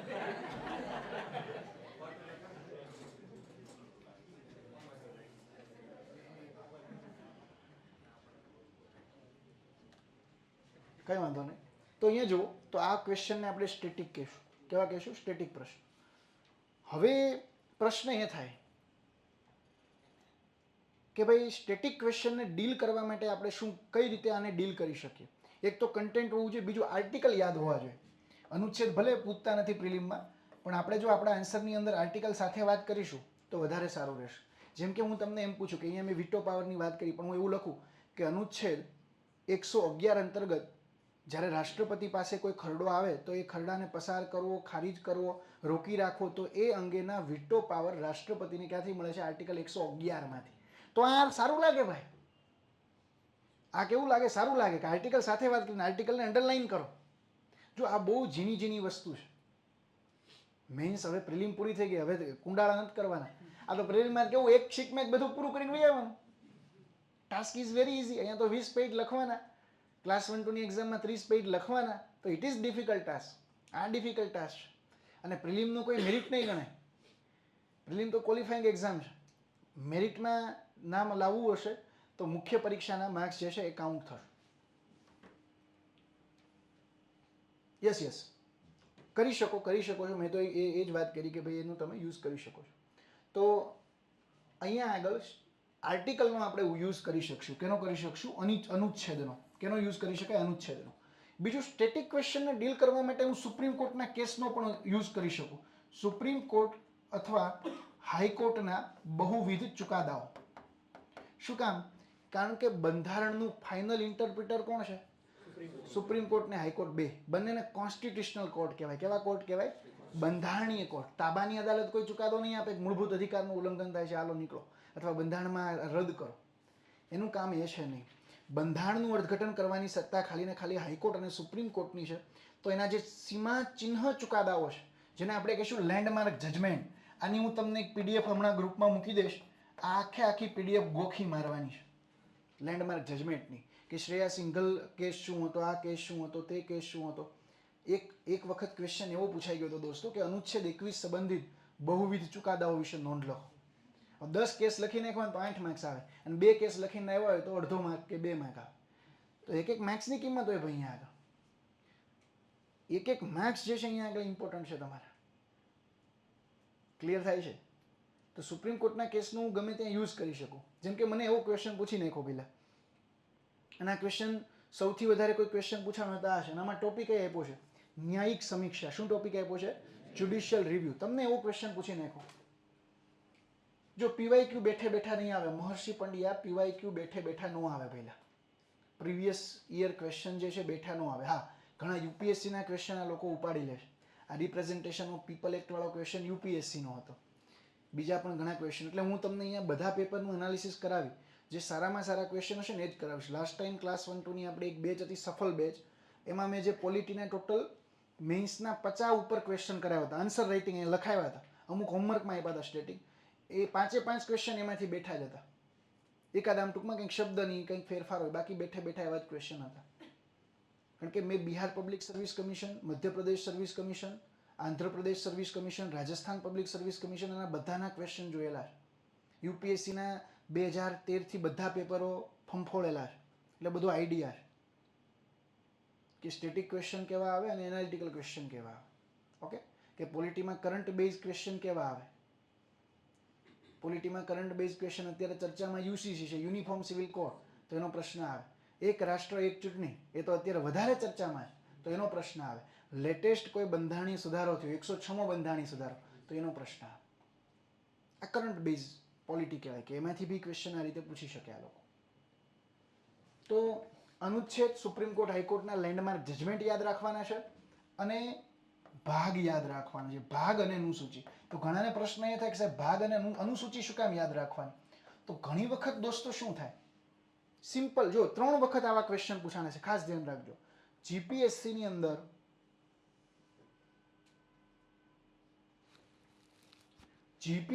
અંદર ઘણી વખત આર્ટિકલ પૂછી નાખે. આ શું કામ હું યાદ રખાવું છું? પ્રશ્ન પૂછે છે ડાયરેક્ટ. જેમ કે એક ક્વેશ્ચન એવો હતો, 121 નંબરની જીપીએસસી હતી, એડવર્ટાઇઝ નંબર સાથે કહું છું. એમાં પ્રશ્ન એવો હતો મેન્સનો કે ભારત દેશના બંધારણનો ભાગ 18 એ કેન્દ્રની સરમુખ્યતારશાહી તરફ દોરી જાય છે. ચર્ચા કરો, મૂલ્યાંકન કરો. હવે આમાં ડોફરાઈ જાય માણસ કે ભાગ 18 એટલે હવે ખબર ન હોય કે કટોકટીની વાત છે, તો ડોફરાઈ જાય કે ના ડોફરાઈ જાય. એક ક્વેશ્ચન એવો હતો કે અનુચ્છેદ 22 વિશે નોંધ લખો અને શું, પછી એની અંદર જે પ્રિવેન્ટિવ ડિટેન્શન જે છે, તો પ્રિવેન્ટિવ ડિટેન્શન નિવારક અટકાયતને ભારત દેશના બંધારણમાંથી હટાવવી જોઈએ. એક ક્વેશ્ચન હતો અનુસૂચિ 7 ઉપર કે શું અનુસૂચિ 7 જે છે વર્તમાન સમયમાં અનુસૂચિ 7માં સુધારા કરવાની જરૂરિયાત છે? તમારે જવાબ આપવાનો. હવે તમારે અધિકારી બનવાનું છે ભાઈ. તો હવે અનુસૂચિ 7 તો ખબર છે, કેન્દ્ર રાજ્ય આદિના બધા વિષયો છે, તો શું એમાં ફેરફાર કરવા જોઈએ? તમને પૂછે હા કે ના. તેમાં લખવાનું પક્ષમાં તર્ક, વિપક્ષમાં તર્ક. આપણે 2 તર્ક આપવાના. અધિકારી તરીકે તમારે 2 પાસા જોવા પડે. સારો અધિકારી એને કહેવાય કે જે કોઈ પ્રોજેક્ટ સરકાર એની સામે મૂકે તો એના પોઝિટિવ પાસા પણ જોવે ને નેગેટિવ પાસા જોવે, પછી નિર્ણય લે, પછી કન્ક્લુઝન આપે. તો આ એટલા માટે દોસ્તો કહું છું કે આમાંથી ડાયરેક્ટલી પૂછી નાખે. એટલે એટલી વસ્તુ આપણે પ્રિપેર કરી જ લેવાની છે અત્યારથી. આની તો હું પીડીએફ મૂકી દે, આ બંને વસ્તુ તમારે કરી જ લેવાની છે. નેક્સ્ટ લેક્ચર જ્યારે મારો હશે ત્યારે હું ગમે તેને અનુસૂચિ પૂછીશ. હવે એક ક્વેશ્ચન એવો હતો, એક ક્વેશ્ચન હતો 30 નંબરની ભરતીમાં હતો, જીપીએસસી ક્લાસ 1-2ની 30 નંબરની ભરતીમાં, કે ભારત દેશના બંધારણની 10મી સૂચિની જોગવાઈ બિનહાનિકારક છે. હવે એમાં ઘણા 9મી ઠપકારીને આવ્યા હતા. 10મી અનુસૂચિમાં શું છે? પક્ષ પલટાનો કાયદો. તો એની જોગવાઈ કેવી છે? બિનહાનિકારક છે. વિવેચનાત્મક મૂલ્યાંકન કરો. તો 2 તર્ક લખવા પડે. આ ક્વેશ્ચન એનાલિટિકલ થયો. પણ અહીંયા અનુસૂચિ બેઝ ક્વેશ્ચન આવ્યો. કેવો આવ્યો? અનુસૂચિ. તમે હવે આવો જ ક્વેશ્ચન એસીએફની 12 નંબરની જાહેરાતમાં હતો. એસીએફની જે હમણાં 12 નંબરની જાહેરાત ગઈ, તો એની અંદર ક્વેશ્ચન એક એવો પૂછી નાખ્યો કે ભારત દેશના બંધારણમાં 11મી અનુસૂચિમાં શું શું જોગવાઈઓ છે, શું આ અનુસૂચિમાં ફેરફાર કરવો જોઈએ? તમારા વિચારો રજૂ કરો. હવે વિચારો માગશે. હવે અનુસૂચિત ખબર નથી, ભાઈ ફાંકો મારે ભાઈ પૂછવું પડે, અનુસૂચિ કઈ છે, કઈ છે? આગળ પૂછ્યું, ઘણા લોકો એવું કરતા હોય, કઈ છે 11માં કઈ છે? એટલે એ હવે ત્યાં જીપીએસસી નથી કરવાનું, એ કોલેજની એક્ઝામમાં કરવાનું. નહીંતર અહીંયા આવીને ઓલો પેપર લઈ જાય અને બીજી વખત એક્ઝામ નહીં આપવા મળે. કોલેજમાં જ બધા પૂછતા હોય, ઘણા તો બહાર જાય, પાણી પીવાય કે જવું છે, ટાઈમ નક્કી કરે. કોલેજની એક્ઝામમાં આવું મેં કરેલું છે.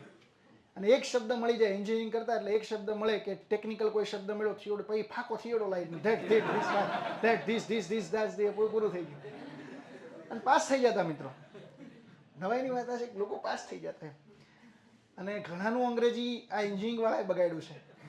મારો ખુદનું બગાડ્યું હતું ઇંગ્લિશ એને, કારણ કે એ સુધારતા 1-2 વર્ષ વયા ગયા, શું ઇમ્પ્રૂવ થતા. કારણ કે ટેકનિકલ એમાં તો એન્જિનિયરિંગમાં કેવું હોય, ટેકનિકલ જ બધું લખવાનું, એટલે એમાં વોકેબની ભૂલ હોય તો હાલે. 2-3 ફિગરો અહીંથી આમ ડ્રો કરવાની, અહીંથી આમ છેડો આમ ને આમ, પૂરું પૂરું. અને એમાં તો પાસ્ટ યરના પેપર જ આવતા, પેલા જીટીયુના જે ટૂંકમાં જૂના પેપર, હવે હજી એ જ પૂછે છે આ લોકો. ત્યારે તો ઓછા હતા અમારી વખતે, પણ હવે તો બધા એ જ કરે, બીજું કંઈ કરતા જ નથી. અને એ જ રિપીટ હોય ક્વેશ્ચન પાછા. એટલે કોલેજની એક્ઝામની મેન્ટાલિટીથી બહાર આવજો, કારણ કે આ કોમ્પિટિટિવ એક્ઝામ છે. એટલે આ એટલા માટે કરવાનું છે, ભાગ, અનુસૂચિ બધું ક્લિયર થાય છે. કે આ ડાયરેક્ટલી ઘણી વખત ક્વેશ્ચન પૂછે. એક વખત ક્વેશ્ચન એવો પૂછ્યો કે અનુચ્છેદ 32 અંગે નોંધ લખો. પૂરું. હવે અનુચ્છેદ 32 તમને ખબર હોય ન હોય તો એની અંદર કંઈ તમે લખી શકો નહીં. પછી એક ક્વેશ્ચન એવો પૂછ્યો કે શું અનુચ્છેદ 201 એ સંઘવાદ સામે જોખમકારી અનુચ્છેદ છે? મૂલ્યાંકન કરો. તો પછી એક ક્વેશ્ચન એવું પૂછ્યો તો અનુચ્છેદ 44 ને સમગ્ર ભારત દેશની અંદર લાગુ કરવો જોઈએ? તમારા વિચાર રજૂ કરો. UCC, uniform civil code. તમે જો આર્ટિકલ નહીં કર્યા હોય તો પછી શું થશે? અહીંયા ઇસ્યુ થશે કે એકાદો ક્વેશ્ચન ઘણી વખત લોકો આવો પૂછી નાખે છે અને જો આપણે આમાં તૈયાર નહીં હોઈએ તો પછી ઇઝી આપણે પ્રોબ્લેમ અહીંયા આગળ આવશે. એટલા માટે આ તો એક તો મેન્સના આન્સર રાઇટિંગમાં વેલ્યુ એડિશન કરવામાં મદદરૂપ થાય. સુપ્રીમ કોર્ટના કેસો, લેન્ડમાર્ક જજમેન્ટ, સીમાચિહ્ન, ચુકાદાઓ, અનુચ્છેદો અને ભાગોથી તમે તમારો જવાબને ટાર્ગેટ કરો છો તો એનો એક ફાયદો શું છે, એનો એક બેનિફિટ શું છે, આન્સર કોન્ક્રીટ બને. આન્સર કેવો બને? કોન્ક્રીટ, પ્રૂફ સાથેનો આન્સર બને. હું એવું લખું કે ભાઈ સુપ્રીમ કોર્ટે ન્યાયિક સમીક્ષાને મૂળભૂત ઢાંચામાં મૂકેલ છે, આવું મેં સિમ્પલ લખ્યું. પણ એવું લખું કે મિનર્વા મિલ્સ વર્સિસ ભારત સંઘ કેસની અંદર સુપ્રીમ કોર્ટે જાહેર કરેલું કે ભાઈ ન્યાયિક સમીક્ષા એ બંધારણનો મૂળભૂત ઢાંચો છે. ધર્મનિરપેક્ષતા અને એસઆર બોમાઈ કેસની અંદર કીધેલું. તો હું જો ચુકાદા સાથે ટાંકું એની નીચે અંડરલાઈન કરું તો જે પેપર ચેકર અલગ અલગ 5000 પેપર ચેક કરે છે એમાં તમારું પેપર અલગ તરી આવે, મેક્સ મળે. ટીપે ટીપે સરોવર ભરવાનું છે. આમાં કોઈ ઉતાવળ નહીં, કોઈ બીજી સ્ટ્રેટેજી જ નહીં. ઘણા સ્ટ્રેટેજીના 10 વિડીયો સર્ચ કરે છે અને પછી પાછા એ ફોલો એ કંઈ નથી કરતા. સ્ટ્રેટેજી હંમેશા ઇન્ડિવિડ્યુઅલ હોય. હું તમને જનરલ સ્ટ્રેટેજી કહી શકું પણ તમારા વીક પોર્શન કયા છે, સ્ટ્રોંગ પોર્શન કયા છે તમને ખુદને ખબર હોય. તમારે કેટલું, તમારી કેપેસિટી કેટલી છે એ તમને ખબર હોય. એટલે જનરલાઇઝ સ્ટ્રેટેજી ક્યારે, હા તમે એને બેઝિક એમાંથી વસ્તુ ગ્રહણ કરી શકો પણ તમારી ખુદની ઇન્ડિવિડ્યુઅલ વ્યક્તિગત પણ રણનીતિ હોવી પડે.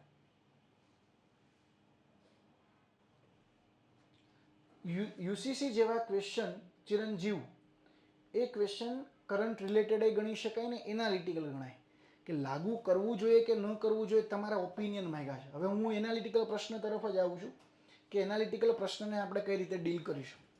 કોઈ એનાલિટિકલ પ્રશ્ન આવે છે તો એને આપણે કઈ રીતે ડીલ કરીશું. આ તો બેઝિક મેં વાત કરી કે એટલી બધી વસ્તુ કરવી પડે. હવે એનાલિટિકલ પ્રશ્નમાં મારે પક્ષમાં કે વિપક્ષમાં તર્ક લખવા હોય તો એમાં મારે ડેટા નાખવા પડે. ધારો કે મને એવું ક્વેશ્ચન પૂછ્યો છે કે ન્યાયતંત્રમાં રહેલી વર્તમાન સમસ્યાઓ, તો મારી પાસે ડેટા હોય અને ડેટાના આધારે હું આન્સર નાખું તો સારો રહે. તો એના માટે હું તમને જો પોલિટીમાં એવો ટ્રાય કરીશ કે યુપીએસસી લેવલના ક્વેશ્ચન આવે તોય તમે સોલ્વ કરી નાખો. હવે ડેટા મને પોલિટીનો ડેટા ક્યાંથી મળે, પોલિટીમાં શું સુધારા કરવા જોઈએ, શું હોવું જોઈએ, તો અલગ અલગ સંસ્થાઓના ડેટા હોય, અલગ અલગ કમિશનો હોય, તો ત્યાંથી મને શું મળે, ડેટા અને ફેક્ટ મળે. ડેટા અને ફેક્ટ, પોલિટી સંબંધિત ડેટા અને ફેક્ટ હું તમને અલગ અલગ કરાવીશ જ, એ કોઈ ચિંતા નહીં કરતા. હું તમને કયા કયા ડેટા, હું જ્યારે કોઈ આન્સર લખું છું હું એવું કહું છું કે ભારતમાં ન્યાયાધીશોની સંખ્યા ઓછી છે તો એ સારું ન લાગે. એ તો જનરલ બધાય કે અહીંથી આયલો જતો હોય પાવાની પિચકારી મારી નામ કે ઓછી છે સંખ્યા, એ ન ચાલે. હું એમ કહું કે નેશનલ જ્યુડિશિયલ ડેટા ગ્રીડના રિપોર્ટ અનુસાર ભારતમાં જે ન્યાયાધીશોની 1 લાખે એનો કંઈક આંકડો છે કે 10 લાખે 50 હોવા જોઈએ, તો એ 50 નથી, અરાઉન્ડ 22 જેવા જ છે. તો ઓછી છે ને, તો જસ્ટિસ ડિલે થાય છે. મારે બીજો ફેક્ટ એવો બતાવો કે નેશનલ જ્યુડિશિયલ ડેટા ગ્રીડના રિપોર્ટ અનુસાર ભારતમાં 4.5 કરોડ કેસ પેન્ડિંગ છે અને આ બધા કેસો સોલ્વ થતાં હજી 400 વર્ષ લાગશે. તો આ જ્યુડિશિયરીની અંદર શું થયું, ચેલેન્જ થયો. પણ મેં ડેટા સાથે વાત કરી, ફેક્ટ સાથે વાત કરી. તો આવા જે રિપોર્ટ હશે, આવા અહેવાલને આપણે આપણા એનાલિટિકલ આન્સરમાં નાખશું તો વધારે ઇફેક્ટિવ બનશે. એટલે ઉદાહરણ તરીકે હું તમને કહું કે નેશનલ જ્યુડિશિયલ ડેટા ગ્રીડનો અહેવાલ હોય, પછી કેટલાક એનજીઓ છે જેમાં એક એનજીઓ છે વિધિ લીગલ સેન્ટર. તો વિધિ લીગલ સેન્ટરના પણ બહુ બધા ડેટાઓ આવતા હોય છે, પક્ષ પલટા સંબંધિત શું ડેટા છે જેમ કે, તો એ બધા ડેટાઓ આ બહાર પાડતા હોય છે. બીજી એક સંસ્થા છે ADR, association four democratic reform. તો આના ડેટા હોય, જેમ કે એડીઆર એક રિપોર્ટ બહાર પાડ્યો કે વર્તમાન સમયની અંદર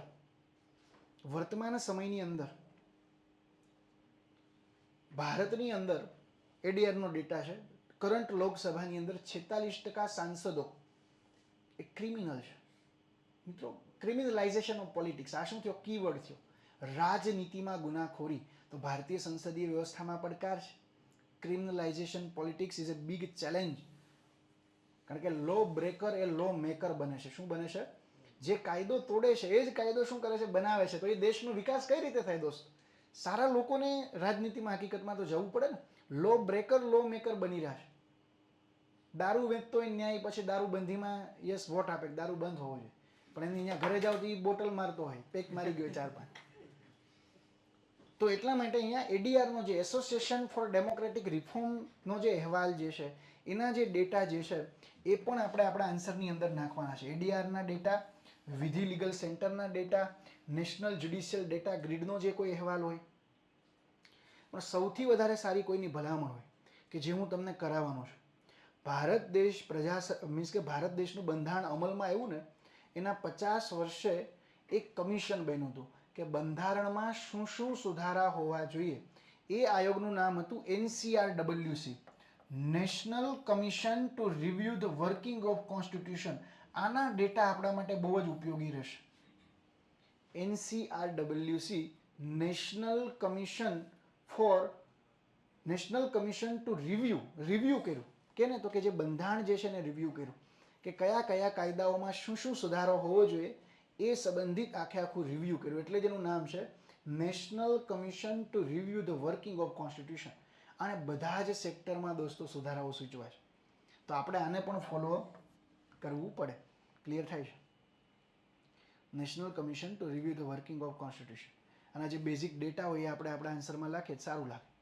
બીજું એક છે કાયદા પંચ. કાયદા પંચે પણ અલગ અલગ ક્ષેત્રની અંદર બહુ બધા સુઝાવો આપ્યા છે. તો કાયદા પંચના ડેટાને પણ હું મારા આન્સરની અંદર ક્યાંક ટાંકી શકું. જેમ કે કાયદા પંચે હમણાં જ એવું કીધું જ્યારે યુસીસીની ચર્ચા ચાલતી હતી ત્યારે કે UCC is neither necessary nor suitable at this stage. કે યુસીસી વર્તમાન સમયમાં સ્યુટેબલ નથી અને જરૂરી પણ નથી. તો મારે જ્યારે યુસીસીના વિપક્ષમાં તર્ક લખવા હોય ત્યારે આ વસ્તુ લખી શકું. મારે જ્યારે યુનિફોર્મ સિવિલ કોડના વિપક્ષની અંદર કોઈ તર્ક લખવો છે તો આ લખી શકાય કે ના લખી શકાય? કે કાયદા પંચ ના પાડે છે, એની જગ્યાએ કાયદા પંચ એવું કહે છે કે જે સામાજિક કુરિવાજો અલગ અલગ ધર્મોની અંદર કે અલગ અલગ જ્ઞાતિઓની અંદર છે એમાં પર્સનલ રિફોર્મને પ્રોત્સાહન આપો. કારણ કે જો બધા દેશના દરેક વ્યક્તિ માટે એક સમાન કાયદો બનાવી દેવામાં આવશે તો ભારત દેશનો જે આત્મા છે વૈવિધ્યમાં ઐક્ય એ રહેશે નહીં, એ જળવાશે નહીં. અને લઘુમતીને એવું લાગશે, માઇનોરિટીને એવું લાગશે કે એની સાથે શોષણ થઈ રહ્યું છે. તો કાયદા પંચના તમે કોઈ પણ ડેટાને ગમે ત્યાં યુઝ કરી શકશો, એના કોઈ સ્ટેટમેન્ટને તમે ગમે ત્યાં યુઝ કરી શકશો. બીજું, અલગ અલગ કમિશનો બન્યા હોય એની પણ કંઈક ભલામણો હોય. તમારો એક ટોપિક છે કેન્દ્ર રાજ્યના સંબંધો. તો ભારત દેશની અંદર કેન્દ્ર રાજ્યના સંબંધો મજબૂત બને, જે મિત્રોને બફરિંગ થઈ રહ્યું છે તો એને નેટની સુવિધા સારી થોડી કરવી પડશે. ઓકે, જુઓ અહીંયા એક તમારો ટોપિક છે દોસ્તો, પછી હું સિલેબસને હમણાં ડીકોડ કરું છું કે કેટલા કેટલા મુદ્દાઓ તમારે વાંચવાના છે. આપણે એનાલિટિકલ પ્રશ્નો તો બધા કરાવવાના છે. હવે જુઓ અહીંયા એક ટોપિક છે કેન્દ્ર અને રાજ્ય સરકારો વચ્ચે સત્તાનું વિભાજન, મુદ્દાઓ અને પડકારો. બહુ ચેલેન્જીસ છે. ફેડરલિઝમના હું તમને 20 પડકારો લખાવીશ અને તમારે યુપીએસસીમાં કોઈ પણ એક્ઝામમાં તમે લખી શકો. કારણ કે PSIR મારો ઓપ્શનલ હતો, political science and international relation, યુપીએસસીમાં. એટલે એ રીતે મેન્સમાં સારી પકડ છે, પોલિટીમાં ખાસ. તો આના રિપોર્ટ પર હવે જો અલગ અલગ કમિશન બન્યા, જેમ કે કેન્દ્ર રાજ્યના સંબંધો મજબૂત થાય તો 2 કમિશનોની ભલામણ. આનો કોઈ પણ ક્વેશ્ચન આવે કેન્દ્ર રાજ્યના સંબંધોનો, કટોકટીનો, તેમાં 2 પ્રશ્નોને 2 કમિશનની ભલામણો આપણે લખી શકીએ. કેન્દ્ર અને જો આવા અલગ અલગ ટોપિકો હશે તો કેન્દ્ર રાજ્યના સંબંધો માટેનો કોઈ પણ ક્વેશ્ચન આવે, એનાલિટિકલ કોઈ પણ પ્રશ્ન, તો આપણે 2 કમિશનોની રચના થઈ હતી. એક તો રણજીતસિંહ સરકારી આયોગ. તો સરકારી આયોગની આપણે 5 ભલામણો યાદ રાખી લઈએ ને તો ઇટ ઇઝ ક્વાઇટ ઇનફ. સરકારી આયોગને બીજું આયોગ હતું પૂંચી આયોગ. તો પૂંચી આયોગે પણ કેટલીક ભલામણો કરી હતી. હવે આ શું કહેવાય? વેલ્યુ એડિશન કહેવાય. મુખ્ય પરીક્ષાની અંદર મેઇન વસ્તુ એ જ છે વેલ્યુ એડિશન, કે તમે તમારા આન્સરને કઈ રીતે એડ કરો છો, એમાં કઈ રીતે વેલ્યુ નાખો છો બીજા કરતા. કારણ કે એક જ ક્વેશ્ચન, એક જ વ્યક્તિ 5000 લોકોના ક્વેશ્ચન જોશે. હવે એમાં તમે જનરલિસ્ટિક બધું લખશો, જાગૃતતા ઓછી છે, લોકોને ભાન નથી, સિવિક સેન્સ નથી, તો એ તો બધાને ખબર જ છે. જનરલિસ્ટિક ના હોય. ઓફિસરના આન્સર રિયાલિસ્ટિક હોય અને પ્રેક્ટિકલ હોય અને ફેક્ટ બેઝ વાત કરે. તમે કાલ સવારે સરકારમાં જશો, તમે કોઈ નિર્ણય કરો ને તો એમાં લખ્યું હોય કે તારીખ 13/10/2024ના ઠરાવ અંતર્ગત આ અમે આપીએ છીએ. તો એ એક શું થયું? રેફરન્સ થયો. તો જ્યારે અધિકારી હોય ને, અધિકારી ફેક્ટ બેઝ વાત કરે. અધિકારી કોન્ક્રીટ વાત કરે, નહીંતર તો સરકાર તમને શું કામ લે. એટલે આ પ્રકારની એક્ઝામ રાખવાનો એ જ ઉદ્દેશ છે કે તમારો એનાલિટિકલ પાવર ડેવલપ થાય. આ બધા જે વિષયો રાખ્યા છે એમાં આ પ્રકારના ક્વેશ્ચન પૂછાય, એનો મેઇન ઉદ્દેશ એ જ છે કે આપણો એનાલિટિકલ પાવર જે છે ડેવલપ થાય. અને એનાલિટિકલ પાવર ડેવલપ થાય બહુ જ જરૂરી છે, અનિવાર્ય બાબત છે. તો જેમ કે હવે હું તમને બીજી એક કહું, ભારતમાં ઇલેક્શનના રિફોર્મ એ બહુ જરૂરી છે, કારણ કે એક ટોપિક છે બંધારણીય સંસ્થાઓ, અને બંધારણીય સંસ્થાઓમાં બેમાંથી જ ક્વેશ્ચન આવશે. એક તો ઇલેક્શન કમિશન ઓફ ઇન્ડિયા અને બીજું CAG, કેગ. જે કેગ જે છે, હવે એમાં એનાલિટિકલ પ્રશ્ન પણ હું બનાવીશ કે કેગમાં કેવો ક્વેશ્ચન આવે, કે ભાઈ કેગની અંદર શું શું સુધાર. અત્યારે કેગમાંય પડકારો છે. કેગ ખાલી કેન્દ્ર સરકારનું કે કેગ ક્યારેય પ્રી ઓડિટ નથી કરતો.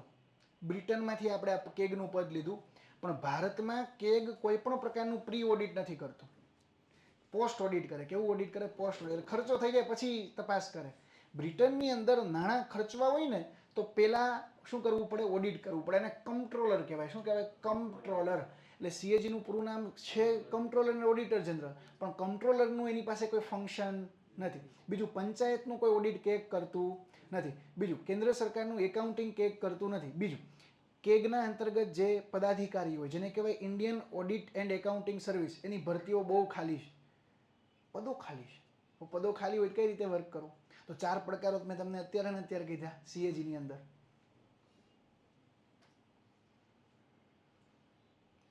તો દરેક સંસ્થામાં આવા છે, ઇલેક્શનમાં પણ આવો પડકાર છે.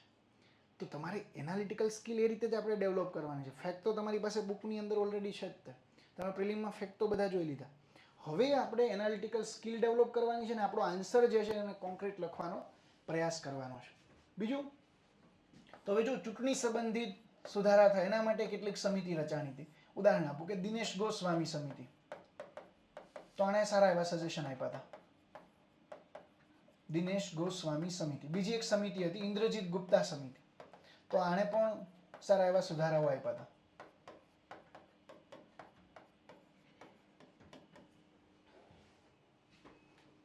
તો આ શું થયું? આ રીતે આપણે આપણા આન્સરની અંદર આન્સરને કોન્ક્રીટ બનાવવા માટે વેલ્યુ એડિશન કરવું પડશે. ડેટા, ફેક્ટ, ઓપિનિયન એ આપણો ખુદનો ન હોવો જોઈએ. એ આ બધી જે સંસ્થાઓ કે એનો જે વિચાર હોય એને પણ આપણે આપણા આન્સરની અંદર રજૂ કરી શકીએ છીએ. ક્લિયર થાય છે? કોઈ વિચારકને પણ તમે નાખી શકો. કોઈ થિંકર જે છે કે એમણે કોઈ સ્ટેટમેન્ટ આપ્યું હોય તો એને પણ તમે અહીંયા આગળ યુઝ કરી શકો. એ કોઈ ઇસ્યુ નથી. એટલે આ બધું આપણે પ્રિપેર કરવાનું છે. આની અંદર જ ડેટા અને ફેક્ટ થોડાક આપને મળી જાય. હવે બીજું એક ઇમ્પોર્ટન્ટ છે કીવર્ડ્સનું. હું તમને આજે બેઝિક જ ચર્ચા કરવા આવ્યો છું. કીવર્ડ્સનું શું ઇમ્પોર્ટન્ટ છે કે આપણે આપણા આન્સરની અંદર જો સારો કીવર્ડ્સ નાખીએ, આપણે આપણા જવાબની અંદર સારો કીવર્ડ્સ નાખીએ. એક જ મિનિટ.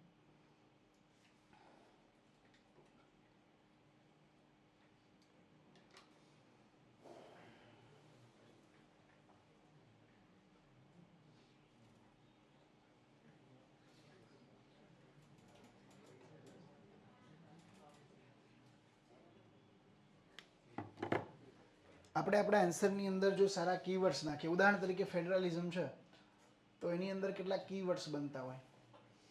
કોમ્બેટેટિવ, કોલાબરેટિવ ફેડરલિઝમ, કોઓપરેટિવ ફેડરલિઝમ. કોમ્બેટિટિવ ફેડરલિઝમ એટલે સંઘર્ષવાળું સમવાય તંત્ર. કોલાબરેટિવ ફેડરલિઝમ એટલે સહકારયુક્ત સંઘવાદ. કોમ્પિટિટિવ ફેડરલિઝમ એટલે સ્પર્ધાત્મક સંઘવાદ. હવે કેટલાક બીજા પણ કેટલાક કીવર્ડ્સ બનતા હોય, જેમ કે પડકારમાં ક્રિમિનલાઇઝેશન ઓફ પોલિટિક્સ, ટ્રિબ્યુનલાઇઝેશન ઓફ જસ્ટિસ. તો આને તમે ઇઝીલી લખી શકો. ઇંગ્લિશ શબ્દ લખો તો કોઈ ઇશ્યુ નથી. મેં પણ મારા આન્સરમાં જ્યારે લખતો તો GSની અંદર ઇંગ્લિશ શબ્દ હું લખી શકું. આવા કીવર્ડ્સ હોય જેમ કે ક્રિમિનલાઇઝેશન ઓફ પોલિટિક્સ, વુમનાઇઝેશન, ફિમેનાઇઝેશન ઓફ જ્યુડિશિયરી. તો આ કીવર્ડ થયો. ફિમેનાઇઝેશન ઇન પાર્લામેન્ટ અથવા ફિમેનાઇઝેશન, કારણ કે આ વર્ડ ક્યાંથી આવ્યો? તો ફેમિનાઇઝેશન ઓફ એગ્રીકલ્ચરમાંથી બધા શબ્દ બન્યા છે. ફેમિનાઇઝેશન ઓફ એગ્રીકલ્ચર એટલે શું કે ભાઈ ભારતની અંદર કૃષિમાં મહિલાઓની ભૂમિકા બહુ વધારે છે. બહુ બધો રોલ મહિલાઓનો છે એગ્રીકલ્ચર સેક્ટરની અંદર. તો હવે જ્યુડિશિયરીમાં ઓછો છે. જ્યુડિશિયરીની અંદર સુપ્રીમ કોર્ટ અને હાઈકોર્ટમાં મહિલાઓનું પ્રતિનિધિત્વ ખાલી 3.5% જ, 3%થી 3% જેવું જ. It is quite low. તો feminisation of judiciary is a necessary. એની જરૂરિયાત છે કે ભાઈ જ્યુડિશિયરીની અંદર પણ મહિલાઓ આવે. તો અત્યારે લેજિસ્લેટર માટે તો કહ્યું ફેમિનાઇઝેશન ઇન લેજિસ્લેટર, એટલે કે મહિલાઓની જે કાયદાઓ ઘડવાની અંદર જે પ્રતિનિધિત્વ છે વધાર્યું. 106મો બંધારણીય સુધારો જોયું ને, વિધાનસભા અને સંસદની અંદર જોગવાઈ કરી દીધી મિનિમમ 33% સીટો તો આપવાની જ છે. તો આને કીવર્ડ કહેવાય. શું કહેવાય? કીવર્ડ. એ આપણે જ્યારે જવાબ લખાવીશ ને ત્યારે બધા કીવર્ડ્સ ક્યાં ગોઠવવા, ક્યાં લખવા. એટલે તમારે તમારા આન્સરને વધારે વેલ્યુ એડ કરવા માટે શું કરવું પડે? સારા કીવર્ડ્સનો પણ આપણે ઉલ્લેખ કરી શકીએ, સારા શબ્દનો પણ આપણે આપણા જવાબની અંદર ઉપયોગ કરી શકીએ. ઓકે, હવે આ બેઝિક આપણે ચર્ચા કરી કે કોઈ પણ આન્સરને પોલિટીમાં સારી રીતે લખવા માટે શું આપણી પાસે હોવું જોઈએ, તો આપણે આપણો આન્સર કોન્ક્રીટ લખી શકીએ. સ્ટેટિક ક્વેશ્ચનની ચર્ચા કરી હતી. હવે એવી જ રીતે એનાલિટિકલ પ્રશ્ન, એવી જ રીતે આપણે જોઈએ કે એનાલિટિકલ પ્રશ્નો કેવો પૂછાય. હવે એનાલિટિકલ પ્રશ્નમાં શું હોય કે આ બેઝિક કોઈ પોલિટીની બુકમાં આનો ઉલ્લેખ હોય નહીં, બંધારણના પુસ્તકમાં આનો ઉલ્લેખ ન હોય. એનાલિટિકલ પ્રશ્ન એટલે એવો પ્રશ્ન કે જેમાં તમારો અભિપ્રાય પણ માગે, તમારો અભિપ્રાય એની અંદર મૂકે. ધારો કે એસટીઆઈની અંદર પોલિટીમાંથી 3 પ્રશ્ન આવશે. હિરેન્દ્રસિંહ તમે યુઝ કરી શકશો જેલ પેનનો, કોઈ ઇશ્યુ નથી.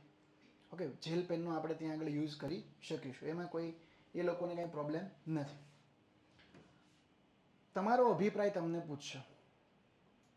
ઉદાહરણ આપું, જેમ કે તમને કોઈ મુદ્દો એવો પૂછે, યુસીસી સંબંધિત પૂછી નાખ્યું કે શું સમગ્ર ભારત દેશની અંદર યુસીસી લાગુ કરવો જોઈએ, મૂલ્યાંકન કરો. હવે યુસીસીમાં બંધારણમાં તો ખાલી એવું જ કીધું છે કે it is the duty of state to implement UCC. આવું કીધું છે કે ભાઈ સમગ્ર દેશની અંદર સમાન દીવાની કાયદો લાગુ કરવો એ રાજ્યની શું છે? ડ્યુટી છે. બીજું કંઈ કીધું નથી. પણ હવે આના આપણને કેસે ખબર હોય છે. સરલા મૃદગલ કેસ, સરલા મૃદગલમાં યુસીસીને ફેવર કરી હતી સુપ્રીમ કોર્ટે. હમણાં શાહબાનો કેસ, એ પહેલાં હમણાંનો શાયરાબાનો કેસ, એ પહેલાંનો શાહબાનો કેસ. આ 3 કેસ યુસીસીના છે કે જેનો તમે ગમે ત્યાં વેલ્યુ એડિશન કરી શકો. હવે યુસીસી હોવું જોઈએ કે ન હોવું જોઈએ, એ તમારો અભિપ્રાય તમે જ્યારે આપો ત્યારે 2 તર્ક લખવા પડે, પક્ષમાં પણ લખવા પડે અને વિપક્ષમાં પણ લખવા પડે. હવે હું સિમ્પલ અહીંયા લખું છું. આ યુસીસી કેવો ક્વેશ્ચન છે? એનાલિટિકલ. પછી એક ક્વેશ્ચન આપણે આખો લખીએ પણ ખરા. બીજો ક્વેશ્ચન જેમ કે અત્યારે ચર્ચામાં છે વન નેશન વન ઇલેક્શન, તો આ ચર્ચામાં બાબત છે. આ કેવો ક્વેશ્ચન થયો? એનાલિટિકલ થયો. One nation one election, one nation one election. તો આ પ્રશ્ન પણ કેવો થયો? એનાલિટિકલ થયો. તમને એવું પૂછે શું ભારતમાંથી ઇન્ટરનેટ શટડાઉન જે છે, વારંવાર ભારત દેશની અંદર થતું ઇન્ટરનેટ શટડાઉન તમારા મતે વ્યાજબી નિયંત્રણ છે? ચર્ચા કરો અથવા મૂલ્યાંકન કરો. તમારો જ્યારે મત માગે ત્યારે એ ક્વેશ્ચન હંમેશા એનાલિટિકલ થઈ જાય. મૂલ્યાંકન અને ચર્ચા, અભિપ્રાયનો ડિફરન્સ શું થાય એ હું આખું જ્યારે ક્વેશ્ચન કરાવીશ ને ત્યારે કરાવીશ. ઓકે, તો વન નેશન વન ઇલેક્શન, એક રાષ્ટ્ર એક ચૂંટણી, જે અત્યારે બહુ જ ચર્ચામાં છે. બહુ બધા બંધારણમાં સુધારા કરવાના છે અને આખું લાવવાનું છે. રામનાથ કોવિંદની અધ્યક્ષતામાં આખી સમિતિની રચના થઈ હતી. એમણે કેબિનેટને રિપોર્ટ મૂકી દીધો છે. અત્યારે બિલ લાવવાની પણ જોઈન્ટ પાર્લામેન્ટરી કમિટીને બિલ પણ સોંપવામાં આવેલ છે. એટલે આખી પ્રોસેસ અત્યારે ચાલુ છે.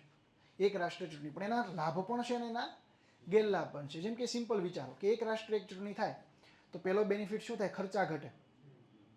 બીજું ઇન્ટરનલ સિક્યોરિટી, કારણ કે જ્યારે પણ કોઈ રાજ્યની અંદર ચૂંટણી વારંવાર થાય તો ત્યાં જે આપણી સેન્ટ્રલ ફોર્સિસ હોય, પોલીસની ફોર્સિસ હોય, એ ક્યાં લાવવી પડે? ક્યાં લાવવી પડે? જે તે રાજ્યમાં લાવવી પડે. તો કેને ખતરો પડે? આંતરિક સુરક્ષાને. ત્રીજી બાબત, ફ્રીબીઝ મોડલ આવે, રેવડી કલ્ચર. વારંવાર ચૂંટણી થાય તો શું થાય? આ તો ગુજરાતમાં ભાજપવાળા રેવડી નથી વેચતા, એને ખબર અહીંયા જીતી જાઓ. મહારાષ્ટ્રમાં હમણાં રેવડી આપી ને કે મહિલાઓના ખાતામાં રૂપિયા મિત્રો, કારણ કે હવે એને ખબર હતી ત્યાં ચૂંટણી જીતવી છે. તો આને રેવડી કલ્ચર કહેવાય, ફ્રીબીઝ મોડલ. હવે આનાથી નુકસાન કોને થાય? ફિસ્કલ હેલ્થ ઓફ નેશન, કે ભારત દેશની જે રાજકોષીય સ્વાસ્થ્ય હોય, ફિસ્કલ હેલ્થ હોય, એના ઉપર નેગેટિવ ઇમ્પેક્ટ પડે. તો આ એનાલિટિકલ પ્રશ્ન થયો ને. તો એક રાષ્ટ્રીય ચૂંટણીનો ફાયદો આ છે, ખર્ચા ઘટશે. બીજું ચોથો ફાયદો એ થાય કે રાષ્ટ્રહિતમાં નિર્ણય લેવાય, કારણ કે ફ્રી બીજ તો મોડલ નથી. 5 વર્ષ માટે સ્ટેબિલિટી આવી ગઈ ગવર્મેન્ટની અને રાષ્ટ્રહિતમાં શું કરી શકાય, નિર્ણય કરી શકાય. બીજું પોલિસી પેરાલિસિસ. વારંવાર ચૂંટણી થાય એટલે શિક્ષકોય ભાગે, પ્રશાસન આખું ભાગે, આચાર સંહિતા લાગી જાય અમુક મહિનાઓ સુધી, વારંવાર આચાર સંહિતા લાગે. તો આચાર સંહિતા દરમિયાન કોઈ પણ પ્રકારના વિકાસના કામો ન થાય. આચાર સંહિતા દરમિયાન કોઈ પણ પ્રકારની જે નીતિ જે છે, લોક કેન્દ્રિત સેવાઓનું વિતરણ લોકો સુધી ના થાય. આના માટે એક શબ્દ છે પોલિસી પેરાલિસિસ. તો આનો ફાયદો થાય ને એક રાષ્ટ્ર ચૂંટણીથી, કે પોલિસી પેરાલિસિસ જેવી ઘટનાઓ ઘટે દેશમાં. ખર્ચો ઘટશે, એ તો તમે લખી શકો એક્સપેન્ડિચર. હવે પડકારો પણ છે. નીતિ બધી કેના તરફ થઈ છે, કેન્દ્ર તરફ. ફેડરલિઝમ ઉપર નેગેટિવ ઇમ્પેક્ટ પડશે કે નહીં પડે. બીજો પડકાર છે બંધારણમાં સુધારો કરો, રાજ્યોની પણ પરમિશન લેવી પડશે. તો ફેડરલિઝમ ઉપર નેગેટિવ ઇમ્પેક્ટ કરે. કઈ રીતે? હવે બધી ચૂંટણી, હવે વોટ આપવા જવાનું એટલે બંનેની સાથે જ આપવાની. એટલે હવે મોદી સાહેબ પ્રચાર કરતા એટલે સ્થાનિક મુદ્દાઓ ભૂલાઈ જશે. મેઇન મુદ્દા કયા હશે? કેન્દ્રના. તો ફેડરલિઝમ ઉપર નેગેટિવ ઇમ્પેક્ટ કરે. ત્રીજું, ચૂંટણી પંચ પાસે એટલું બધું માળખાગત સુવિધાઓ નથી, ઇન્ફ્રાસ્ટ્રક્ચર નથી કે જે આ ચૂંટણીને શું કરી શકે, ડીલ કરી શકે. બીજું કે જે જનતા પ્રત્યેનું જે જનપ્રતિનિધિઓનું જે ઉત્તરદાયિત્વ છે એ ઘટશે. હવે વારંવાર ચૂંટણી થાય ને એટલે તમારા દ્વારે આવે કે મત આપજો, આલો ગાંઠિયા 100 ગ્રામ પેકેટ ચવાણાના પેકેટ વેચતા હોય, એમાં એનો ફોટો હોય, ચવાણા અને મોદી સાહેબનો નાનો ફોટો, કોંગ્રેસ વાળો રાહુલ ગાંધીનો ફોટો હોય, બાજુમાં એ પ્રતિનિધિનો ફોટો હોય, અને ચવાણા પેંડા ને બધું વેચતા હોય. તો એ શું કામ આવે છે? વારંવાર ચૂંટણી આવે એટલે. હવે પંચાયતની આવશે, પછી પાછી 2027માં પાછી વિધાનસભાની આવશે, પાછી 2029માં આવશે. એટલે વારંવાર સાયકલ હાલે છે. એટલે તમને દોઢ વરે મળવા આવે છે. પણ એક રાષ્ટ્ર એક ચૂંટણી આવી જાય એટલે 5 વર્ષ સુધી દેખાય નહીં, એને મજા આવી જાય. તો આ ડિસએડવાન્ટેજ થયો કે જે લોકો પ્રત્યેનું જે ઉત્તરદાયિત્વ છે એ ઘટશે. તો અમે તો સિમ્પલ ચર્ચા કરી, અત્યારે આપણે વિચારતા હતા એ જ ચર્ચા કરી. આ એનાલિસિસ આપણે ડેવલપ કરવાનું છે. એ ધીમે ધીમે આવશે. એ 2-5 દીમાં આવે ને એના માટે તમારે ટાઈમ આપવો પડશે. ઓકે, તો આ વન નેશન વન ઇલેક્શન કેવો થયો? ડિસ્પ્યુટેબલ મુદ્દો થયો. અથવા આપણે એવું કહી શકીએ કે બેઝિક એવો મુદ્દો છે કે જેમાં બંને પક્ષ હોઈ શકે. પક્ષમાં અને વિપક્ષમાં બંને પક્ષ હોઈ શકે. જેમ કે હવે તમને એવું ક્વેશ્ચન પૂછે કે શું ભારતના બંધારણના ભાગ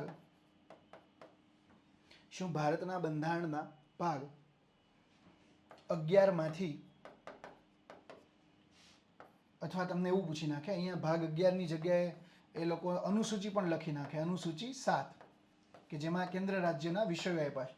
શું ભારતના બંધારણની અનુસૂચિ 7માંથી સમવર્તી યાદીને દૂર કરવી જોઈએ? STIની 80 નંબરની ભરતીમાં પ્રશ્નો હતો. હું તમને ક્વેશ્ચન ભરતી એડવર્ટાઇઝ નંબર સાથે કહું છું મિત્રો, કેમ કે મારે પ્રિસાઇઝ હોવું પડે, મારે આગળના પેપરનું એનાલિસિસ કરેલું હોવું જોઈએ, તો હું તમને ઇઝીલી જે વસ્તુ જે છે ડિલિવર કરી શકું. તો શું ભારતના બંધારણની અનુસૂચિ 7માંથી સમવર્તી યાદીને હટાવવી જોઈએ? મૂલ્યાંકન કરો, અથવા વેચનાત્મક મૂલ્યાંકન કરો, ચર્ચા કરો. આ ક્વેશ્ચન કેવો થયો? એનાલિટિકલ થયો. હવે તમારે આમાં ઇન્ટ્રોડક્શનમાં તો આપણે સિમ્પલ જ લખવાનું છે કે ભાઈ બંધારણના અનુસૂચિ 7માં કેન્દ્ર યાદી, રાજ્ય યાદી, સમવર્તી યાદીનું લિસ્ટ છે, પછી લિસ્ટ લખી નાખવાનું, આ યાદીમાં એટલા વિષય, આમાં એટલા વિષય, આમાં વિષય. હવે આપણે લખવાનું ભાઈ આ પ્રકારનો કન્સેપ્ટ આપણે ક્યાંથી લીધો? 1935ના અધિનિયમમાંથી આપણે આ પ્રકારની યાદીનો વિષય લીધો, જેમાં કેન્દ્ર અને રાજ્ય બંને કાયદાઓ બનાવે. તો હવે પક્ષમાં તર્ક, વિપક્ષમાં તર્ક. પક્ષ પલટાનો કાયદો હોવો જોઈએ કે ન હોવો જોઈએ? પક્ષમાં તર્ક, વિપક્ષમાં તર્ક. પ્રિવેન્ટિવ ડિટેન્શનનો લો ભારતમાં હોવો જોઈએ. તો આવા જે ડિબેટેબલ મુદ્દા હોય, જેમ કે NJSC, national judicial appointment commission, તો આ કેવો મુદ્દો છે? ન્યાયાધીશની નિમણૂક અત્યારે કોણ કરે? જજો જ કરે છે. તો ચેક એન્ડ બેલેન્સ નથી, જજો જ જજોની નિમણૂક કરે છે. હકીકતમાં ભારતમાં પ્યોર સેપરેશન ઓફ પાવર નથી, પણ જે પાર્લિયામેન્ટરી ગવર્મેન્ટ હોય એમાં એક ઓર્ગન બીજા ઓર્ગન ઉપર ચેક એન્ડ બેલેન્સ કરતું હોય. શું કરતું હોય? Check and balance. તો બંધારણ તો એવું કહે છે કે આર્ટિકલ 124(1) અંતર્ગત CGIની નિમણૂક કોણ કરશે? રાષ્ટ્રપતિ. અને અન્ય જજોની નિમણૂક રાષ્ટ્રપતિ કરશે. કોની કન્સલ્ટેશનથી? મુખ્ય ન્યાયાધીશ ને અન્ય ન્યાયાધીશોની કન્સલ્ટેશનથી. હવે આનું અર્થઘટન સુપ્રીમ કોર્ટે થર્ડ જજ કેસની અંદર અલગ કર્યું, અને આમાં કોઈ કારોબારીનો કોઈ રોલ રાખ્યો જ નહીં. તો એક સંસ્થા લાવવામાં આવી, 99 બંધારણીય સુધારો કરીને NGSC. આના 3 વખત પ્રશ્નો પૂછાઈ ગયા છે. કારણ કે અત્યારે ચર્ચામાં છે મોદી સાહેબ એવું વિચારે છે કે ફરી વખત NGSC નું બિલ લાવીએ.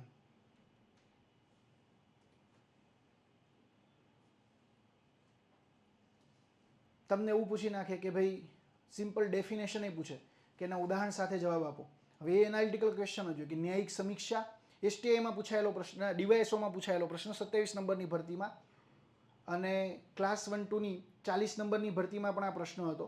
3 વખત રિપીટ થયો છે. PIમાં પણ હતો. ન્યાયિક સમીક્ષા, ન્યાયિક વિવેક, ન્યાયિક સક્રિયતા, ન્યાયિક અતિસક્રિયતાની વ્યાખ્યાયિત કરી સુપ્રીમ કોર્ટના બહુવિધ ચુકાદાઓ સાથે આને ચર્ચા કરો. આવો ક્વેશ્ચન પૂછી નાખે. હવે ન્યાયિક સમીક્ષા તો ક્યાંથી એને પાવર મળે? આર્ટિકલ 13, આર્ટિકલ 32, આર્ટિકલ 226 કે કારોબારી અથવા ધારાસભા જો મૂળભૂત અધિકાર અથવા બંધારણના મૂળભૂત ઢાંચાનું ઉલ્લંઘન કરશે તો એ નિર્ણયની સમીક્ષા કોણ કરશે? હાઈકોર્ટ અથવા સુપ્રીમ કોર્ટ. એ પાવરને એનો કેવો કહેવાય? ન્યાયિક સમીક્ષા કહેવાય. ન્યાયિક સમીક્ષા તો ખ્યાલ આવી. જેમ કે ઉદાહરણ કહું, ન્યાયિક સમીક્ષાનું ઉદાહરણ, કેસ આપણે આપવાના ઉદાહરણ તરીકે ન્યાયિક સમીક્ષાનું એક્ઝામ્પલ કયું છે? Minerva Mills case, Maneka Gandhi case, there are many case કે જે ન્યાયિક સમીક્ષાનું એક્ઝામ્પલ છે. રિવ્યૂ કર્યું. શું કર્યું? Review. Shreya Singhal case, IT એક્ટને શું કર્યો? દૂર કર્યો છે. કેનું ઉલ્લંઘન કરતું હતું? બંધારણનું. ન્યાયિક સક્રિયતા શું?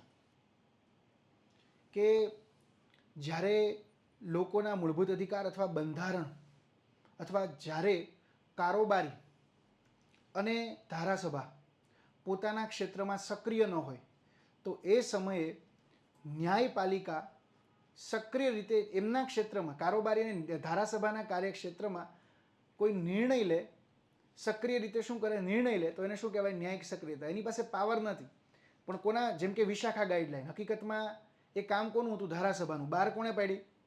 ન્યાયપાલિકાએ.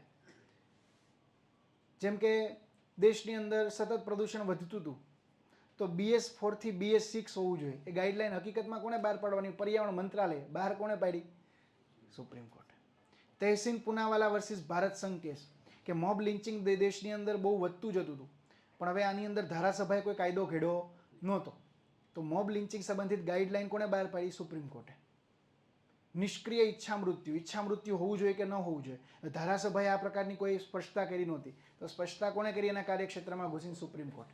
તો આને ન્યાયિક સક્રિયતા કહેવાય કે એનો ઉદ્દેશ હોય કે દેશની અંદર બંધારણીય નૈતિકતા જળવાય અને લોકોના મૂળભૂત અધિકારનું રક્ષણ થાય. એ માટે જ્યારે સુપ્રીમ કોર્ટ ધારાસભા કે કારોબારીના કાર્યક્ષેત્રમાં સક્રિય રીતે હસ્તક્ષેપ કરે તો એને જ્યુડિશિયલ એક્ટિવિઝમ કહેવાય, ન્યાયિક સક્રિયતા. તો આવો પણ ક્વેશ્ચન પૂછે. વ્યાખ્યા લખવાની, 3 ઉદાહરણ આપી દો. રોકડા માર્ક્સ કહેવાય ભૈયા. ન્યાયિક વિવેક, જ્યુડિશિયલ રિસ્ટ્રેઇન, આ કરાવીશમાં ઉદાહરણ આપું છું ખાલી કે વ્યાખ્યાના આધારે પણ ઘણી વખત ક્વેશ્ચન પૂછી નાખે. ન્યાયિક વિવેક એટલે શું? કે સુપ્રીમ કોર્ટ પાસે, ન્યાયતંત્ર પાસે, ન્યાયપાલિકા પાસે કારોબારી અથવા ધારાસભાને લઈને કોઈ અરજી આવે તો એના કાર્યમાં હસ્તક્ષેપ કરવાની મનાઈ ફરમાવી દે તો એ પ્રકારની ઘટનાને કહેવાય ન્યાયિક વિવેક. વિવેક જાળવો. તમને કોઈ ચા પૂછે ને તમે ના પાડો તો એ વિવેક કહેવાય કે નહીં ભાઈ ચા નથી પીવી અત્યારે, વયા જાઓ. આમ અપમાન નહીં કહેવાય અને વિવેક કહેવાય.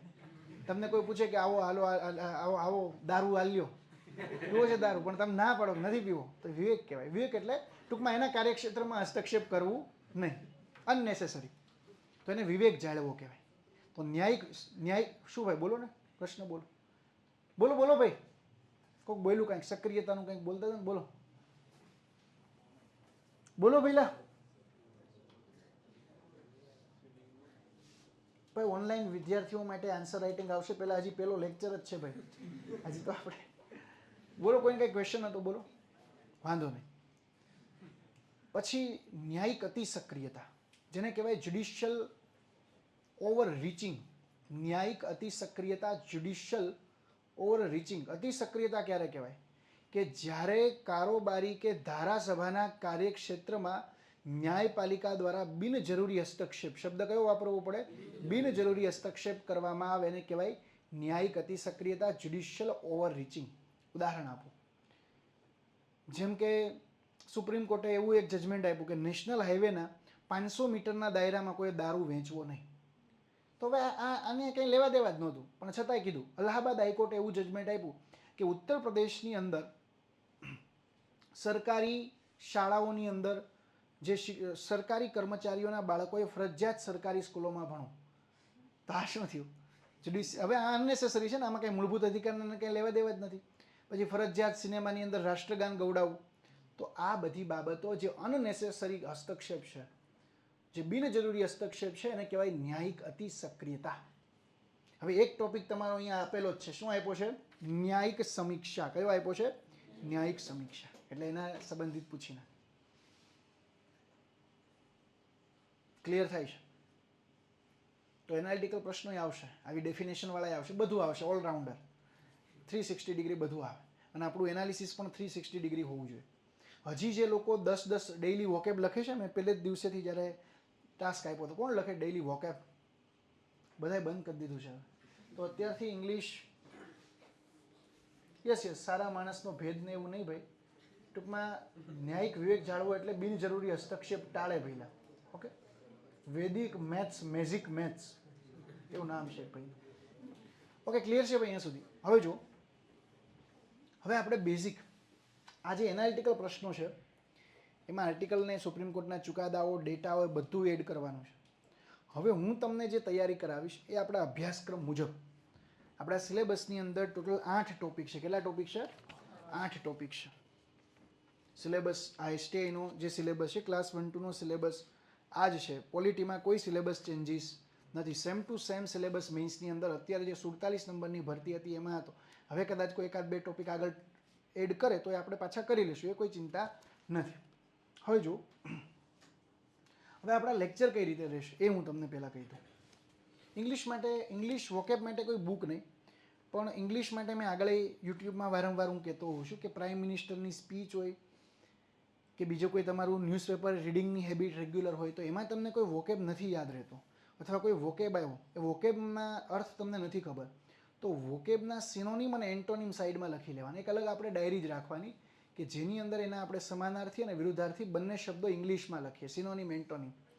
ઓકે, જેથી આપણી વોકેબ જે છે ને એ થોડીક સ્ટ્રોંગ બને. અને વોકેબ સ્ટ્રોંગ હોય તો બધે કામ આવે. પ્રેસી રાઇટિંગમાં કામ આવે, ટ્રાન્સલેશનમાં કામ આવે, કમ્પ્રિહેન્શનમાં પણ કામ આવે, બધામાં કામ આવશે. ક્લિયર થાય છે? બધામાં એ વસ્તુ કામ આવશે. એટલે વોકેબ જે છે એ વોકેબ અને બેઝિક ગ્રામર. કારણ કે ઇંગ્લિશ એસટીઆઈની અંદર 100 માર્ક્સનું છે, પોલિટી 30 માર્ક્સનું જ છે, ગુજરાતી 100 માર્ક્સનું છે, ઇતિહાસ 20-25 માર્ક્સનું જ છે. એટલે કોસ્ટ ટુ બેનિફિટ રેશિયો પણ આપણે જોવો પડે. ઘણા લોકો એવા છે જે ગુજરાતી ઇંગ્લિશના બળે પાસ થઈ ગયા હોય. એક બેન હતા જે અત્યારે ડેપ્યુટી કલેક્ટર છે, શિવાંગી શાહ. તો એ બેનને ઇંગ્લિશમાં 68 માર્ક્સ હતા 100માંથી, અને ગુજરાતીમાં 62 હતા. એટલે 130 માર્ક્સ બે વિષયમાં હતા, અને જીએસમાં 35 કે 37 એવા હતા. તો એનું રેન્ક પહેલો કા બીજો હતો. શું કામ? ઇંગ્લિશ ગુજરાતીનો પાવર. એટલે ગુજરાતી ઇંગ્લિશમાં પણ આપણે વ્યવસ્થિત વર્ક કરવું પડશે. એના માટેની પહેલી બાબત છે રેગ્યુલર ન્યૂઝપેપર વાંચવાની હેબિટ રાખો. કેટલા લોકો વાંચે છે નિયમિત? ગુજરાત સમાચાર, દિવ્ય ભાસ્કર કે એવું, એમાં જે તંત્રી લેખ આવતા હોય, તંત્રી લેખ તમને ચર્ચાપત્રમાં ઉપયોગી થવાના જ છે. મોદી સાહેબે કંઈક જગ્યાએ સ્પીચ આપી તો એ તમને ગમે ત્યાંમાંથી વાક્ય તમને મળી જાય. બીજું, ગુજરાત પાક્ષિક વાંચવાની ટેવ રાખો દર 15 દિવસે. એ સેલ્ફ થોડુંક કરવું જ પડશે. ઇંગ્લિશ માટે પ્રાઇમ મિનિસ્ટર પીએમઓની વેબસાઇટમાં જઈને પ્રાઇમ મિનિસ્ટરની સ્પીચ વાંચો. એમાં બહુ સારું, એ તમને સ્પીચમાં પણ કામ આવશે, બધે એસેમાંય કામ આવશે.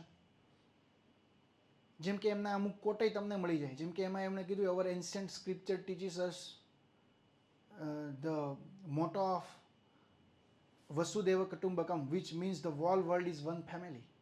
તો આ વસ્તુ તમને ત્યાંથી મળશે કે સંસ્કૃતના શ્લોકને પણ તમે કઈ રીતે યુઝ કરી શકો. જેમ કે એમાં તમે કોઈ પણ સ્પીચને તમે અમુક વસ્તુ ગોખી જ નાખવાની ઇંગ્લિશમાં, એ તમને હું કહીશ. જેમ કે તમે સ્પીચનો એન્ડિંગ બધે આ રીતે કરી શકો કે our collective efforts would definitely achieve the goal of sarve bhavantu sukhinah sarve santu niramaya. કે આપણા સંયુક્ત પ્રયાસોથી આ થશે, એકલાથી કોઈથી થાય નહીં. સર્વે ભવંતુ સુખીના સર્વે સંતુ નિરામયા એટલે આપણે બધા સુખી થઈએ અને આપણે બધા નિરોગી રહીએ. અને મેઇન ઉદ્દેશ તો એ જોઈને સુખી થવાનું જ ઉદ્દેશ છે. વેલફેર સ્ટેટ, કલ્યાણકારી રાજ્ય, સુખ, પ્લેઝર, અલ્ટિમેટ એમ તો માણસનો એ જ છે.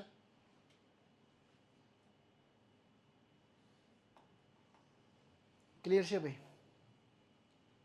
તો આ ઇંગ્લિશ ગુજરાતી માટે થોડોક ટાસ્ક અત્યારથી જ આપણે કરતો રહેવો પડશે, અને નહીં કરો તો ભેગું નહીં થાય. થોડુંક એ ઇંગ્લિશનું થોડુંક ચાલુ કરી દેજો.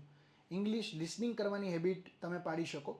ઓલ ઇન્ડિયા રેડિયો ન્યૂઝ છે, AIR, તો આના રેગ્યુલર ન્યૂઝ આવતો હોય, અડધી કલાકનું બુલેટિન આવતું હોય. બીજું એક છે DD ન્યૂઝ કરીને એક ચેનલ છે, તો DD ન્યૂઝની પણ ઇંગ્લિશમાં ન્યૂઝ આવે છે. હવે આ બંને વસ્તુ તમારે ટાઈમ મળે ત્યારે પ્લીઝ જોજો થોડું. ઓકે, AIR અને DD ન્યૂઝ. જેમ કે ઘણી વખત છે ને મોદી સાહેબ એવું પણ કહે છે કે હવે IRનો કોઈ મુદ્દો પૂછાણો તમે એવા લખી શકો. ઉદાહરણ જ આપું છું કે ભારત દેશનો ઉદ્દેશ વિશ્વ ગુરુ બનવાનો નથી, પરંતુ વિશ્વ મિત્ર બનવાનો છે. Harmony, Brotherhood. અત્યારે વિશ્વ ગુરુ એટલે શું થયું? ડોમિનન્સનો ભાવ આવ્યો. કેવો ભાવ આવ્યો? ડોમિનન્સ. ભારત ડોમિનન્ટ પ્રસ્થાપિત કરવા માંગતો દેશ નથી. અમે તો વિશ્વ એક કુટુંબ છે એવી ભાવના માનીએ છીએ. તો ભારતને વિશ્વ મિત્ર બનવું છે, ફ્રેન્ડ. તો આ બધી વસ્તુ આપણે પાક્ષિકમાંથી પણ તમને સારા વહીવટી શબ્દો મળે. સંવેદનશીલ સરકારને, આવી સરકારને, વ્યથાથી વ્યવસ્થા સુધીની સરકાર. વ્યથાથી વ્યવસ્થા. તો આવા શબ્દો તમને ત્યાંથી મળશે. ગુજરાત પાક્ષિકમાંથી વહીવટી શબ્દો. અને પત્ર લેખનમાં, પછી અહેવાલ લેખનમાં, ધારો કે સ્મૃતિ મ્યુઝિયમ ચર્ચામાં હોય એનો અહેવાલ પૂછાનો તો હું પાક્ષિકમાંથી પ્રશ્નો બનાવીને પણ તમને આપીશ. પણ તમને ટાઈમ મળે તો એ વાંચજો પણ ખરા. અને સમય છે, આપણે આમાં કંઈ એવું કંઈ નથી કે સમય નથી ને એવું કંઈ એવો કોઈ ઇસ્યુ છે જ નહીં. મોદી સાહેબે સમય કાઢ લે યોગાના માટે. એ તો એનું શેડ્યુલ કેટલું બિઝી છે, છતાંય ટાઈમ કાઢે. એટલે સમય જેને કાઢવો છે એને મળી જશે દોસ્તો. પણ જેને કાઢવો જ નથી સમય, જેને શોર્ટ રીલો જ જોવી છે ઇન્સ્ટાગ્રામમાં ને એમાં મોરો જડાડી દેવો છે જેને,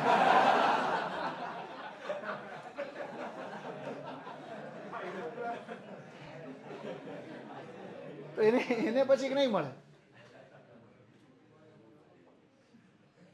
અને પેલી વસ્તુ, જો એક વસ્તુ હું શીખો છું કે રિએક્ટરી ક્યારેય નહીં બનવાનું. ક્યારેય કોઈ વસ્તુને રિએક્શન નહીં આપવા. તમારે જો ક્વોલિટી લીડર બનવું હોય, તમારે બહુ જીવનમાં આગળ વધવું હોય ને, તો ટોલરન્સ બનો.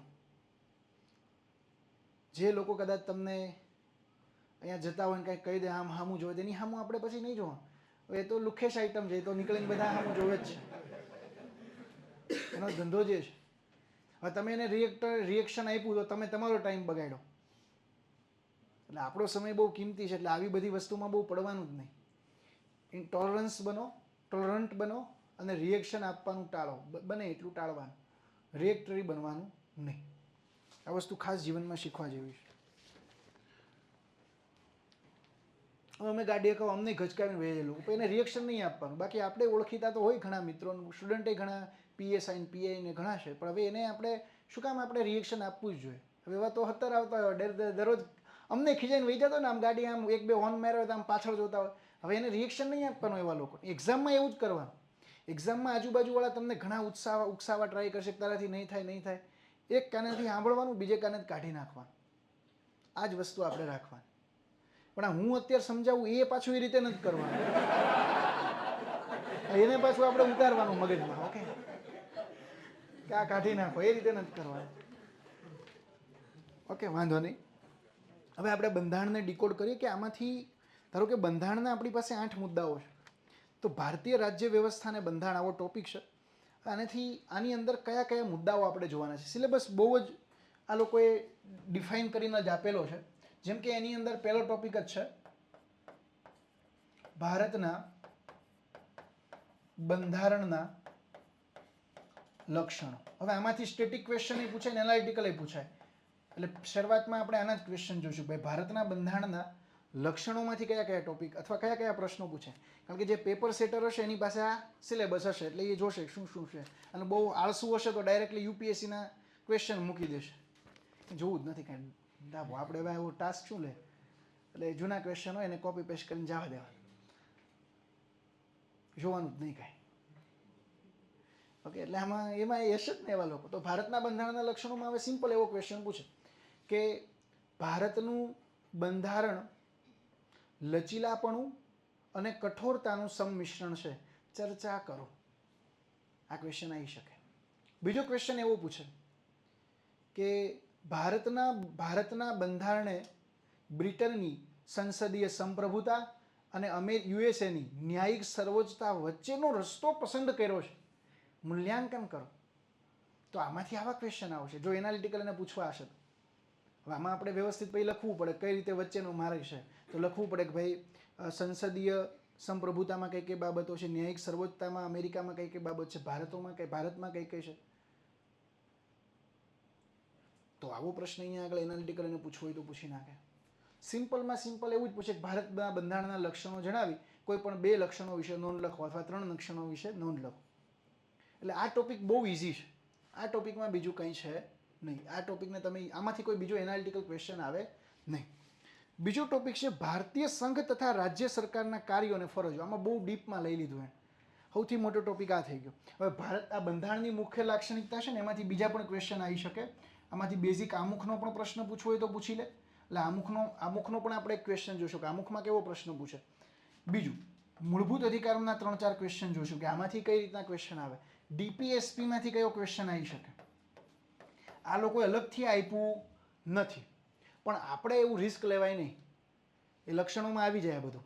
એટલે આ 3 ટોપિકમાંથી પણ આપણે પ્રશ્નો જોઈશું કે હવે સિમ્પલ આમુખમાંથી એવું પૂછી નાખે કે ભારતના બંધારણનું આમુખ એ બંધારણનું પ્રતિબિંબ છે, ચર્ચા કરો. મૂળભૂત અધિકારોમાંથી યુપીએસસીમાં એક વખત એવો ક્વેશ્ચન સિમ્પલ પૂછી નાખ્યો હતો કે ભારત દેશના બંધારણે એના નાગરિકોને એક હાથે મૂળભૂત અધિકારો આપ્યા છે અને બીજા હાથે મૂળભૂત અધિકારો છીનવી લીધા છે, મૂલ્યાંકન કરો. એક હાથે આપ્યા છે એટલે બધા આપ્યા છે ને રીટ અધિકાર ક્ષેત્રને 13-14 છીનવી કઈ રીતે લીધા છે? વ્યાજબી નિયંત્રણ. અમુક કિસ્સામાં મૂળભૂત અધિકારો લાગુ થતા નથી એટલે એ રીતે છીનવી લીધા છે. ક્વેશ્ચન ઘણાને તો સમજાય જ નહીં, છીનવી ક્યાં લીધા છે? કટોકટી લાગે છીનવી નથી લેતા, મોકૂફ થઈ જાય ને ઘર ભેગા લશ્કરી શાસન લાગે છે ત્યારે. કઈ ભણ્યા જ છો તમે, જો આ બધું ભણ્યા, પણ હવે આને કઈ રીતે રિપ્રેઝન્ટ કરવું ને એ સ્કિલ આપણે ડેવલપ કરવાની છે. હવે આમાંથી ફંડામેન્ટલ રાઇટમાંથી પણ એનાલિટિકલ ક્વેશ્ચન પૂછે કે ઇન્ટરનેટ શટડાઉનનો ક્વેશ્ચન આવી શકે. એ હું બધા કરાવીશ કે કયા કયા ક્વેશ્ચન આવી શકે. તો આ 3 ડીપીએસપીમાં તમને એવું પૂછી નાખે કે ભારતના રાજનૈતિક એનાલિટિકલ કેવું પૂછે, ભારતના રાજ્યનીતિના માર્ગદર્શક સિદ્ધાંતોમાં ગાંધીવાદી, સમાજવાદી અને ઉદારવાદી સિદ્ધાંતોનો સમન્વય જોવા મળે છે, ચર્ચા કરો. તો હવે આમાં ક્વેશ્ચન ઘણાને એવું લાગે બહુ અઘરો છે, કાંઈ નથી. ડીપીવીસપીની ઇન્ટ્રોડક્શન આપ્યો. બંધારણના ભાગ 4માં રાજ્યનીતિના માર્ગદર્શન સિદ્ધાંતોનો ઉલ્લેખ છે જે દેશના શાસનના પાયાના સિદ્ધાંતો છે જેને કોર્ટમાં ન પડકારી શકાય અને લાગુ કરવા માટે કારોબારી યોજના દ્વારા, ઠરાવો દ્વારા અને ધારાસભા એ કાયદા દ્વારા એને લાગુ કરી શકે. પછી બતાવવાનું કે ભાઈ ગાંધીવાદી કયા કયા છે, ટાઇટલ આપો. ગાંધીવાદી, સમાજવાદી અને ઉદારવાદી. ક્લિયર થાય છે? ક્વેશ્ચન ખાસ આપણે એ જ જોવાનું કે એને પૂછ્યું શું છે એ જ લખવાનું છે. પ્રશ્નને તોડવો પડશે. પ્રશ્નને શું કરવો પડશે? તોડવો પડશે. અને તોડી અને પછી લખવું હશે તો કન્ટેન્ટ હોવું પડશે અને પ્રેક્ટિસ હોવી પડશે. તો જ આપણે એ આન્સરને કોન્ક્રીટ રીતે લખી શકશું. હવે આમાંથી મેં તમને કીધું એનાલિટિકલ ક્વેશ્ચન એ પૂછાય. એનાલિટિકલ ક્વેશ્ચન એક જ પૂછાય યુસીસીનો. શું કયો પૂછાય? યુનિફોર્મ સિવિલ કોડનો. એ જ છે એક અત્યારે ચર્ચામાં. તો પોલિટીમાં તમે ક્વેશ્ચન ટૂંકમાં કરી શકો, પ્રિડિક્ટ કરી શકો કે આ પ્રશ્ન આવી શકે, આ પ્રશ્ન આવી શકે. હવે તમને અહીંયા પૂછ્યું છે ભારતીય સંઘ અને રાજ્ય સરકારના કાર્યો. એટલે આમાં જે ક્વેશ્ચન આવે ને એ કોનો આવે? એક તો રાષ્ટ્રપતિનો આવે. કોનો આવે? રાષ્ટ્રપતિ, રાજ્યપાલ, પ્રધાનમંત્રી, મંત્રી, જે પરિષદ, જે કારોબારીના જે કામ છે. હવે આમાંથી કોઈ એનાલિટિકલ ક્વેશ્ચન નહીં આવે. જેમ કે લાસ્ટ ટાઈમ ડીવાયએસઓમાં સિમ્પલ એવું પૂછી નાખ્યું કે રાજ્યપાલની સત્તાઓ વિશે નોંધ લખો. છે ને રાજ્યપાલની સત્તા સિમ્પલ કારોબારી, ધારાકીય, માફ કરવાની સત્તા છે કે નથી? આવી બધી સત્તા. ઇઝીલી સ્ટેટિક ક્વેશ્ચન સોલ્વ થઈ જાય. હવે એવું પૂછી નાખે રાષ્ટ્રપતિની કારોબારી, ધારાકીય સત્તા વિશે નોંધ લખો. શું અહીંયા લખ્યું જ છે ભારતીય સંઘ અને રાજ્ય સરકારના કાર્યો અને ફરજો. એટલે ડાયરેક્ટલી અહીંયા જ ઉઠાવ્યું. આ વિધાન જ ભાળી ગયા એટલે એને ડાયરેક્ટ લખી નાખ્યું. આ વિધાન ભાળી ગયા. હવે જો આમાં ઘણી વખત પેપર ચેકર કેવું છે, કાંઈ જોહે નહીં, આ હશે ને ડાયરેક્ટ લખી નાખે. હવે હમણાં જ એવું લખી નાખ્યું કે ભારતના, હવે ક્વેશ્ચન એવો હતો, હવે આ ટોપિક હતો એમ જ ડાયરેક્ટ લખી નાખ્યું કે ભારતના સંઘીય માળખાને સંલગ્ન પડકારો વિશે નોંધ લખો અને એને સુદૃઢ કરવાના ઉપાયો લખો. આ ડાયરેક્ટ વિધાન જ લઈ લીધું. હવે એક વિધાન જો અહીંયા લખ્યું છે, કેન્દ્ર અને રાજ્ય વચ્ચે સત્તાનું વિભાજન. હવે આમાં સિમ્પલ મુદ્દાને પડકારો લખ્યું છે, તો કંઈક આમાં ચેલેન્જીસ હશે. સિમ્પલ એવું પૂછી નાખ્યું કે શું સહવર્તી યાદી હોવી જોઈએ કે ન હોવી જોઈએ. આમાં લખ્યું છે પાછું સહવર્તી યાદીઓ. એટલે સિલેબસને ડીકોડ કરીને જ આપણે આખું જોવાનું છે કે કઈ રીતે ક્વેશ્ચન આન્સર આના પૂછાઈ શકે, ક્વેશ્ચન કેવા પૂછાઈ શકે અને કઈ રીતે આપણે લખી શકીએ. ક્લિયર થાય છે બધાને? ઓકે. એટલે આ ક્વેશ્ચન આમાંથી જો જે ટોપિક આવશે ને બધા સ્ટેટિક આવશે. કેવા આવશે? સ્ટેટિક. આમાં કોઈ એનાલિટિકલ એવો ક્વેશ્ચન નહીં આવે. હા, રાજ્યપાલના પદ વિશે આવી શકે સ્ટેટિક. કઈ રીતે આવે? કારણ કે રાજ્યપાલના પદ વિશે 2 કમિશને બહુ સારી ભલામણ કરી છે, સરકારિયા અને પૂંચી. કારણ કે રાજ્યપાલ એ ઘણી વખત ન્યુટ્રલ નથી હોતા. એક કીવર્ડ છે ડોક્ટરીન ઓફ પોલિટિકલ ન્યુટ્રાલિટી. એટલે કે રાજનૈતિક રીતે હંમેશા જે બંધારણીય પદ ઉપર બેઠેલા વ્યક્તિઓ એને તટસ્થ રહેવું પડે. એને કહેવાય doctrine of political neutrality. Sardar Vallabhbhai Patel એવું કહેતા કે civil servant must work without fear and favour. એટલે કોઈ પણ પ્રકારની તરફેણ અને કોઈ પણ પ્રકારનો ડર રાખ્યા વગર સિવિલ સેવકે કામ કરવું જોઈએ. પણ અત્યારે એમએલએનો ફોન આવે ધ્રુજી જાય, એમએલએ સાહેબ હતા બીવાન નહીં, કોઈથી નહીં બીવાન, ગમે હોય, દબંગાય, ફિયરલેસ, પછી બદલી થઈ જાય. આમાં પછી ધ્યાન રાખવું પડે, બદલી થઈ જાય. પ્રેક્ટિકલ નથી આ બધી વસ્તુ. કેવી છે? થિયરિટિકલ છે કે દબંગ રહ્યો ને બાકાજીકી બોલાવી દો ને, આવે એટલે ગમે એને એમએલએની ગાડી હોય તો સાઈડમાં લઈ લો ને, ગમે એ હોય. આમ તો હકીકતમાં અનુચ્છેદ 14 તો એવું જ કહે છે કાયદા સમક્ષ સમાનતા, કાયદાનું સમાન રક્ષણ. એમએલએની હોય તો સાઈડમાં લ્યો, ગમે એની ગાડી હોય. અંબાણીને આવે તો એને સાઈડમાં લ્યો. પણ આવું પ્રેક્ટિકલી પોસિબલ નથી. પોલીસવાળા કોને પકડશે? ગાંધીનગરમાં જ કોઈને ઊભા નથી રાખ્યા. એટલે ગાંધીનગરમાં મોટાભાગના અધિકારીઓ હોય, કાંઈ એના છોકરા નહીં બધા હોય. ઊભો રાખ્યો કોણ? તો કે ડેપ્યુટી સેક્રેટરીનો છોકરો છે, જવા દે.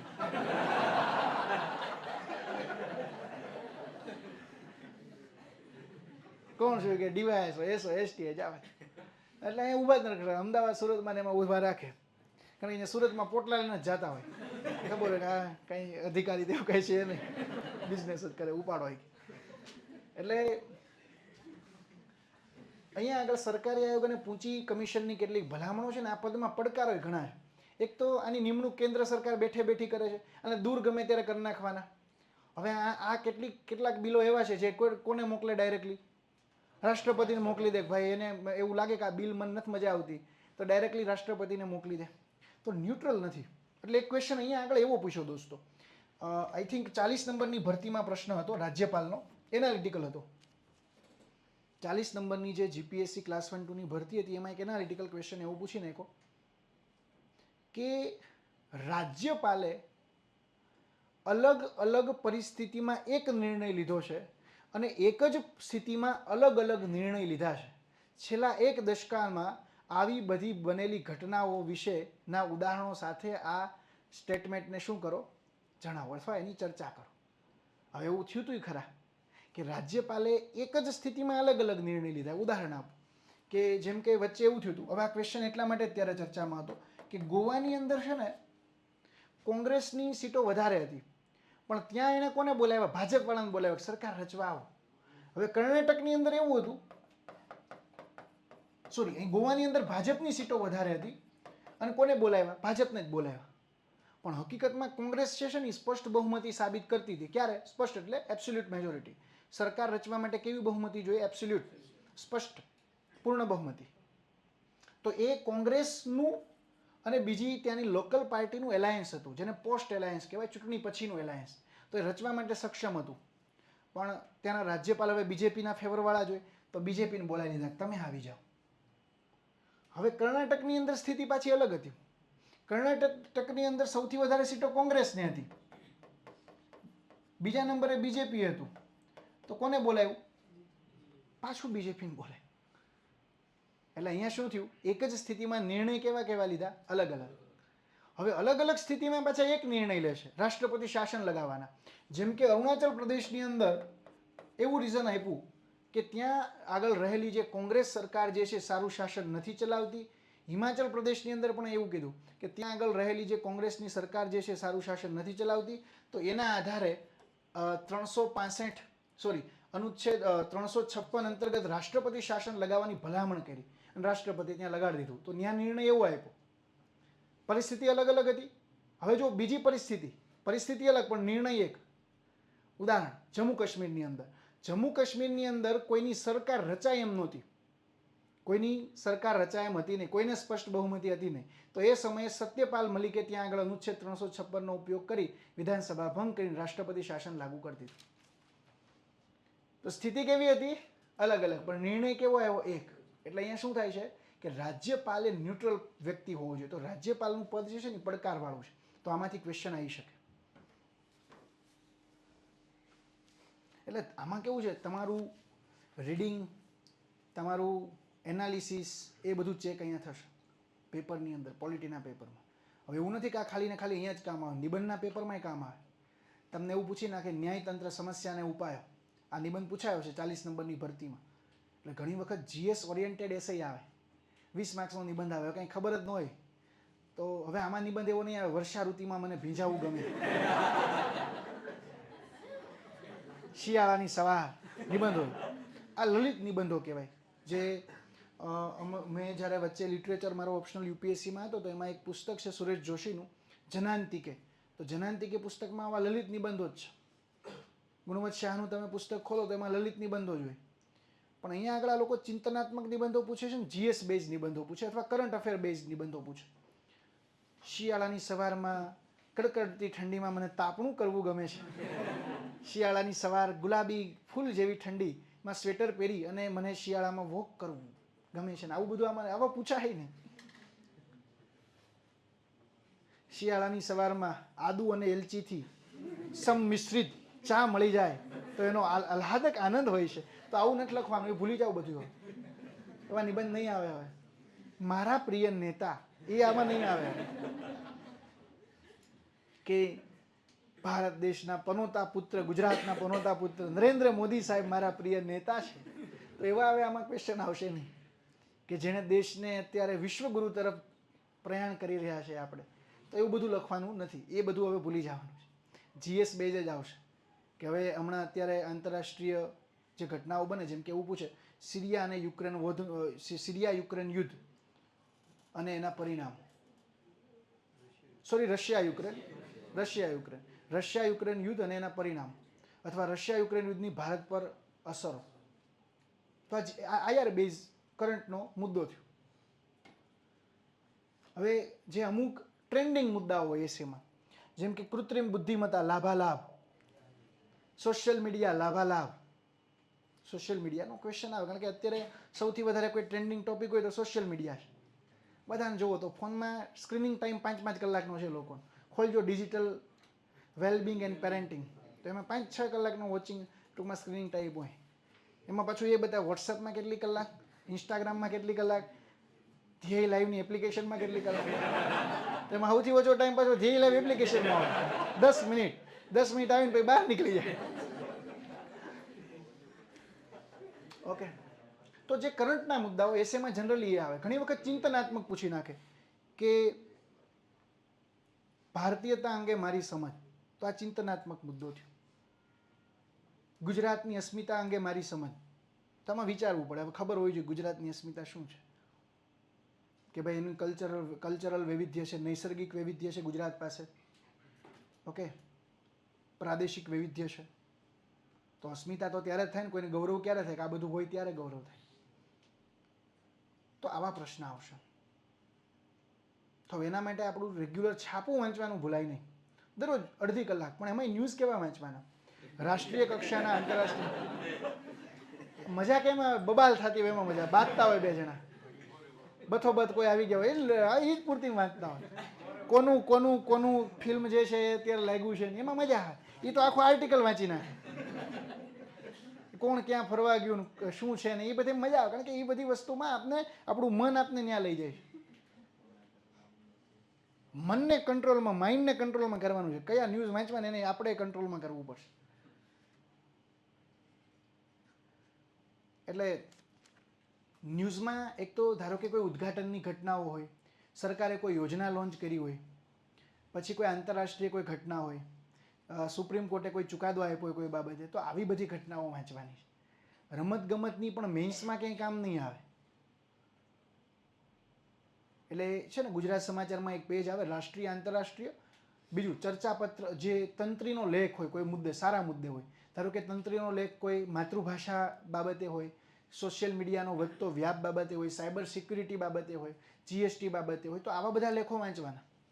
એનાથી શું થાય, એ એક તો લેખક છે એટલે એની ભાષા કેવી હશે, આખી અલગ હશે, એટલે આપને એમાંથી ઘણું શીખવા મળશે. ઓકે, એટલા માટે કહું છું. એટલે આવા બધા બાબતો અહીંયા છે. હવે જો આગળ વધી, હજી જવાનું નથી હો ભાઈ, ઘણા પેક કરવા મળે, હાલો પૂરું થયું નહીં. હવે જો અહીંયા સ્પષ્ટ લખ્યું જ છે. જો ત્રીજો મુદ્દો હું જે ચર્ચા કરતો ને મેં આમાં લઈ લીધું, સંઘીય માળખાને સંલગ્ન મુદ્દાઓ તથા પડકારો રાજ્યોમાં રાજ્યપાલની ભૂમિકા. શું કામ રાજ્યપાલના મેક્સિમમ ક્વેશ્ચન જીપીએસસીમાં આવ્યા? કારણ કે ટોપિક આપ્યો છે રાજ્યપાલની ભૂમિકા. રાષ્ટ્રપતિના શું કામ સ્ટેટિક આવ્યા? કારણ કે એમાં કોઈ એનાલિટિકલ ક્વેશ્ચન બનતો જ નથી એટલા માટે. હવે એમાં સ્ટેટિક ક્વેશ્ચન એવું પૂછી નાખે કે કેટલાય વિવેચકોના મત મુજબ એવું કહેવાય છે કે રાષ્ટ્રપતિની ભૂમિકા એ રાષ્ટ્રની અંદર કઠપુતળી જેવી છે, ચર્ચા કરો. એક વખત ક્વેશ્ચન આવો પૂછી નાખ્યો હતો કે ભારતમાં રાષ્ટ્રપતિની ભૂમિકા રબર સ્ટેમ્પ જેવી છે, જ્યાં છાપો ત્યાં પૂરું.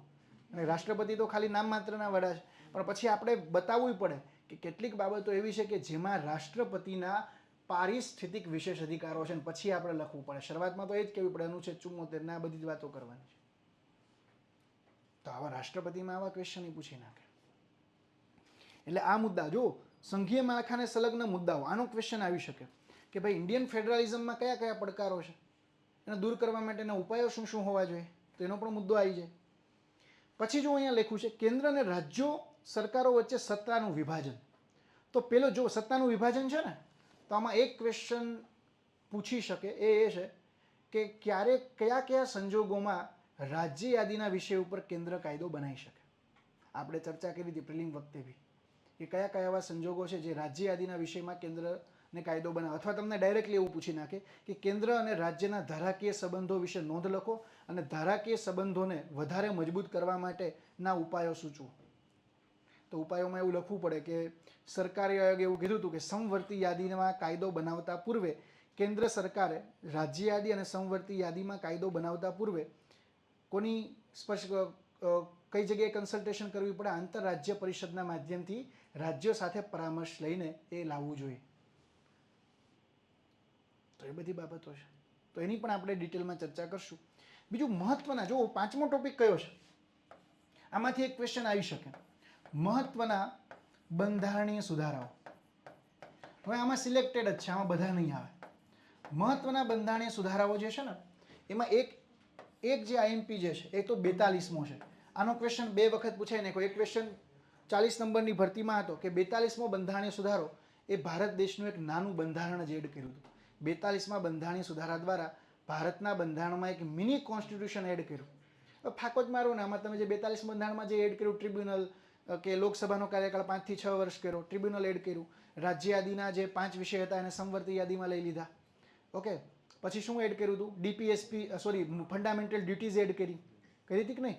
આમુખની અંદર 3 નવા શબ્દો એડ કર્યા. 10 મુદ્દા તમે લખી શકો આરામથી.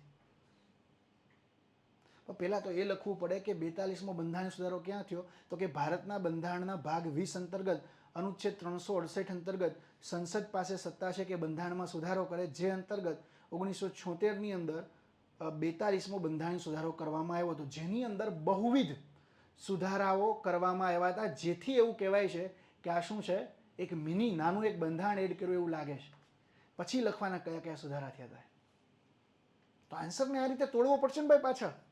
યસ, તો 42મો બંધારણીય સુધારો બહુ અગત્યનો છે, એટલે આનો એક ક્વેશ્ચન લેશું. એક સૌથી અગત્યનો છે 73મો. આનો ક્વેશ્ચન આવી શકે, પંચાયતી રાજવાળો. જો પંચાયતી રાજમાં ક્યાંય ટોપિક નથી દોસ્તો, પણ છતાંય 73મો પૂછી શકે.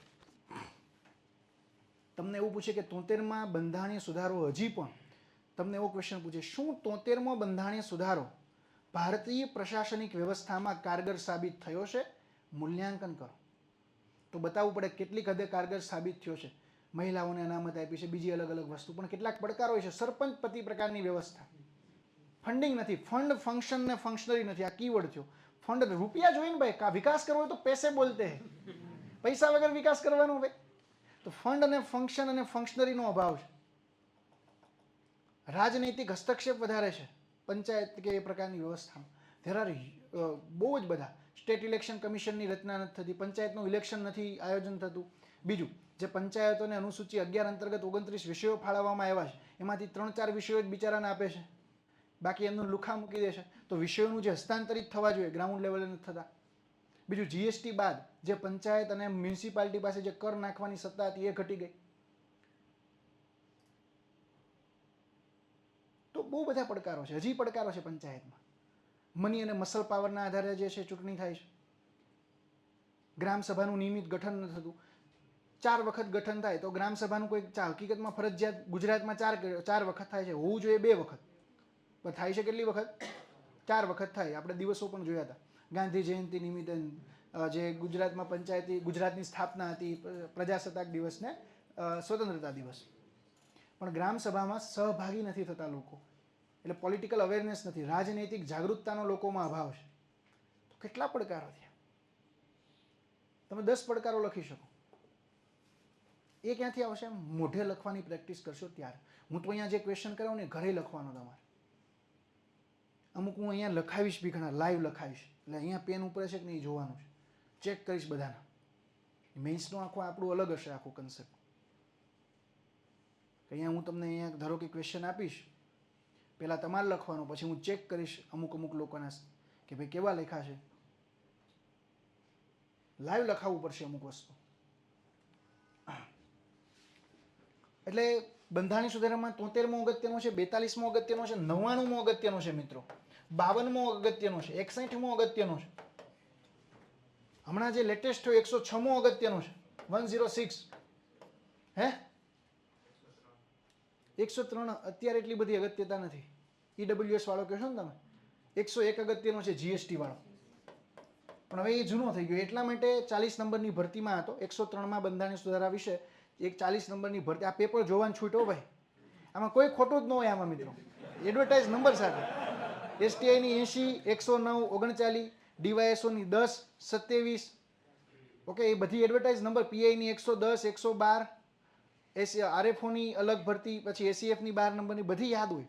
ક્લાસ 1 2 ની 121, 40 નંબરની, 10 નંબરની, 26 નંબરની, 30 નંબરની, 47 નંબરની. આ બધું યાદ રાખવું પડે ભાઈ, નહીતર તો ભેગું જ ન થાય ને. ક્વેશ્ચન કયા કઈ ખબર જ ના હોય.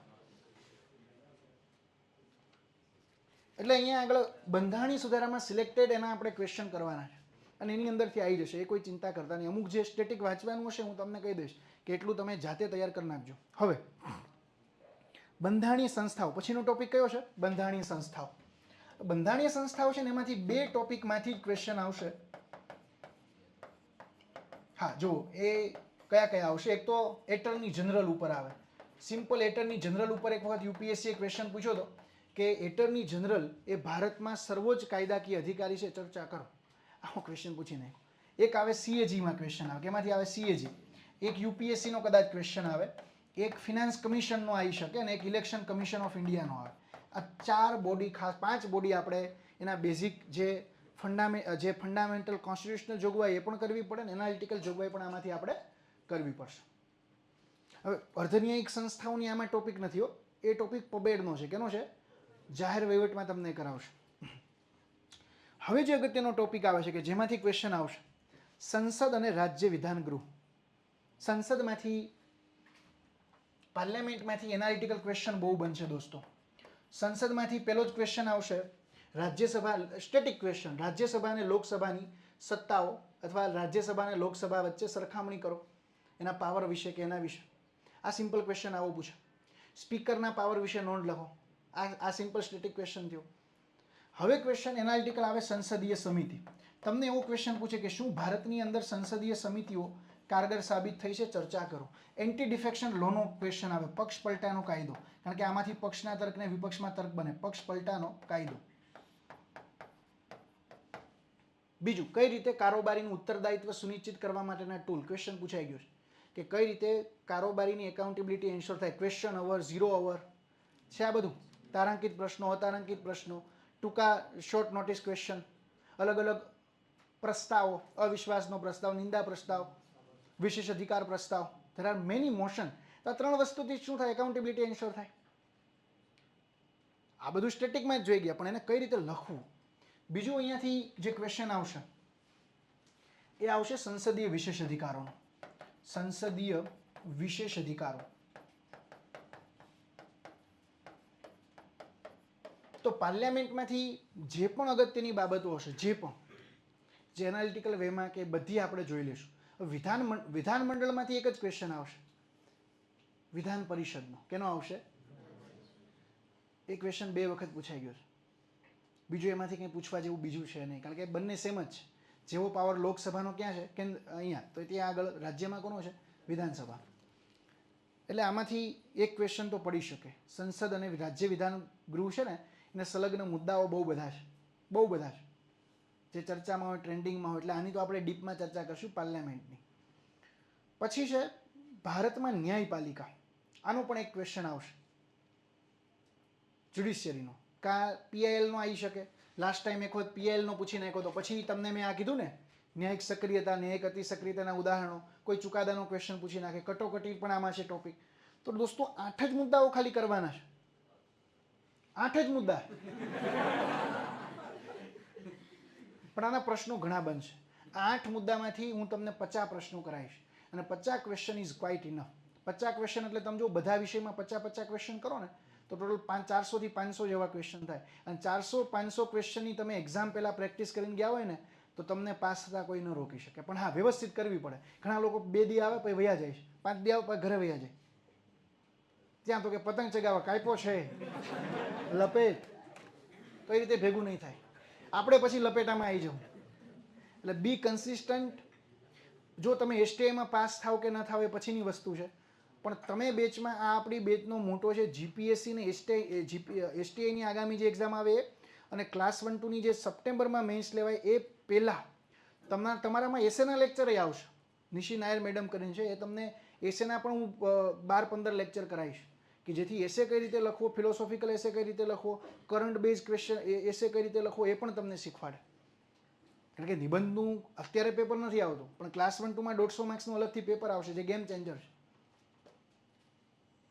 અને આપણે તમારા લેંગ્વેજના જેવા ટોપિક પૂરા થશે એવું આપણે તમને ક્વેશ્ચન આન્સર લેંગ્વેજના 100 કરતાં વધારે ક્વેશ્ચન પણ લખાઈશ, અહેવાલ લેખનના, અને ચેક થઈને પણ મળશે. પણ તમારે એ કામ કરવાનું છે કે તમારે જે સ્ટેટિક મુદ્દાઓ છે બધા જ વિષયના, એ ફરી વખત રિવાઇઝ કરી નાખવાના છે. એ કલ્ચરના હોય. હવે ધારો કે તમને ઇતિહાસના સાહેબ એવો ક્વેશ્ચન કરાવતા હોય કે સિંધુ ઘાટી સભ્યતાના લક્ષણો લખો, લાક્ષણિકતા જણાવો. તો હવે એ સ્ટેટિક ક્વેશ્ચન થયો. કેવો થયો? Static question. એમાં જ એનાલિટિકલ એવું પૂછે કે અલગ અલગ વિદ્વાનોના મતે સિંધુ ઘાટી સભ્યતામાં પતન કઈ રીતે થયું હતું એની ચર્ચા કરો. શું વર્તમાન સમયમાં સિંધુ સભ્યતાની નગર વ્યવસ્થા પ્રાસંગિક છે? ચર્ચા કરો. છે ને ભાઈ? પ્રાસંગિક છે કે નહીં? રિલેવન્ટ? ઓકે, તો વાંધો નહીં. અને એસટીઆઈની મુખ્ય પરીક્ષા જુલાઈમાં છે. એ પહેલાં આપણે બધા, હવે જો મેન્સમાં એટલું બધું ના હોય, પ્રિલિમમાં કેવું હોય છે, તમે નવા હોય એટલે મારે ડીપમાં ઘૂસવું પડે, નહીંતર કાંઈ સમજાય જ નહીં. પ્રિલિમની અંદર કેવું હોય કે એક એક મુદ્દો કરાવવો પડે. મેન્સમાં એવું નહીં હોય. મેન્સમાં ક્વેશ્ચન આન્સરની પ્રેક્ટિસ એક લેક્ચરમાં આપણે આરામથી 3-4 ક્વેશ્ચન જોઈ લઈએ. આરામથી 3-4 ક્વેશ્ચનની આરામથી ચર્ચા થઈ જાય. અને અમુક ક્વેશ્ચન તમે પ્રેક્ટિસ કરશો. હું તમને અમુક ક્વેશ્ચન, સ્ટેટિક ક્વેશ્ચન લખવા આપીશ. એટલે તમારે મેન્સ. અને બીજું હજી હું તમને કહી દઉં, હું અત્યારે એક પીડીએફ બધા જ ગ્રુપમાં સેન્ડ કરી દઉં છું. એ છે સુપ્રીમ કોર્ટ અને હાઈકોર્ટના અગત્યના ચુકાદાઓને. એ વાંચી નાખવાની છે કે કોઈ પણ ક્વેશ્ચન આવે તો આપને વાંધો ના આવે. એ જ રીતે હું એક પીડીએફ આર્ટિકલવાળી અત્યારે તૈયાર કરી, જે અગત્યના આર્ટિકલ હોય આપણે યાદ રાખી લેવાના. એક તો ફંડામેન્ટલ રાઇટના બધા, ડીપીએસપીના અગત્યના, જે રાષ્ટ્રપતિના એના પાવર હોય, કટોકટીવાળા હોય, પંચાયતી રાજ વ્યવસ્થાના બેઝિક. કારણ કે એ ગમે ત્યારે ક્વેશ્ચન આવે ને તો લખવા થાય. અનુસૂચિ બધી યાદ રાખવાની, ભાગ બધા યાદ રાખવાના. ઓકે, એસટીઆઈમાં 100 ઉપર કેટલાને માર્ક્સ થાય છે? 2, 4, 2, 6, 7, 8, 9 જણા. ઓકે, કંઈ વાંધો નહીં. અને ગર્લ્સમાં 90 ઉપર કેટલાને થાય છે? કેટલા થાય તમારે? તો તમે ઊંચો હાથ કેમ નથી કરતા? 100 થાય છે, હમણાં મેં પૂછ્યું નહોતું? વાંધો નહીં, હજી એ તો આપણે આમાં કેવું હોય, ઘણા લોકો STM પાસ નથી થતા, ડાયરેક્ટ SC ST બને છે, આસિસ્ટન્ટ કમિશનર સ્ટેટ ટેક્સ, એવાય છે ઘણા. અને ઘણા મિત્રો એવા છે કે જે સતત 3-4 પ્રિલિમ ફેલ થઈ ગયા. તારે કેટલા થાય પહેલા? 90 થાય છે. કેમાં ઘટ્યા? કરંટમાં ઘટ્યા. કરંટ આ લોકો, એ તો કરંટમાં તો બધાને ઇસ્યુ આવ્યો છે, કારણ કે ઘણા લોકો ઇન્ડિયા બીક્સ ગોખીને ગયા હતા, બેઠું આવી જાય 2 મહિનાનું. લાસ્ટ ટાઈમ એવું પૂછાતું, આ લોકોએ 8-9 મહિનાનું પૂછ્યું, એટલે થોડુંક ટફ થઈ ગયું. તો વાંધો નહીં, જે આપણી ભૂલો હોય ને આગળની, એના ઉપર વર્ક કરજો. અને મેઇન વસ્તુ રિવિઝન જ છે. હું તમને વારંવાર કહેતો, તમે જો રિવિઝન કરીને વ્યવસ્થિત ગયા છો ને તો વાંધો નહીં આવે. એટલે હજી આપણી જે પ્રિલિમમાં આગળ થયેલી જે ભૂલો છે ને એને ઇમ્પ્રૂવ કરો, કે કઈ કઈ જગ્યાએ તમે પ્રિલિમમાં ભૂલો કરી હતી. ઇન્ટ્રોસ્પેક્ટ યોર સેલ્ફ. અને આ મેઇન્સનું કન્ટેન્ટ તમને આગળ બધે કામ આવવાનું જ છે, એટલે આમાં રેગ્યુલર રહેજો બધા. મેઇન્સના લેક્ચરમાં બધા રેગ્યુલર રહેજો. આમાં ઘણા મિત્રો છે 113, 102, 109, 130, 120, 105, 129. વાહ, સરસ. 107. વાંધો નહીં. આ મેં જે તમને અત્યારે ટાસ્ક આગળ મોકલું છું એ બધા વ્યવસ્થિત તૈયાર કરી નાખજો, કે સુપ્રીમ કોર્ટના અલગ અલગ જજમેન્ટ. નેક્સ્ટ શું વાંચીને આવવાનું એ કહું. જ્યારે પોલિટીનો મારો નેક્સ્ટ લેક્ચર હશે, એક તો આમુખ વાંચીને આવવાનું છે ભારતના, એ બી હું તમને ટાસ્ક આપી દઉં, હું કેમાંથી ક્વેશ્ચન બનાવીશ. બંધારણના લક્ષણો વ્યવસ્થિત કરીને આવજો, આમુખ કરીને આવજો, અને ફંડામેન્ટલ રાઇટ. આ 3 ટોપિક વાંચીને આવજો. આના ઉપર આપણા 2 થી 3 લેક્ચર હશે નેક્સ્ટ. એટલે આ 3 ટોપિક વાંચીને આવવાના છો ભાઈ. 3 ટોપિક: બંધારણના લક્ષણો, આમુખ અને ફંડામેન્ટલ રાઇટ. Okay, done. ચલો.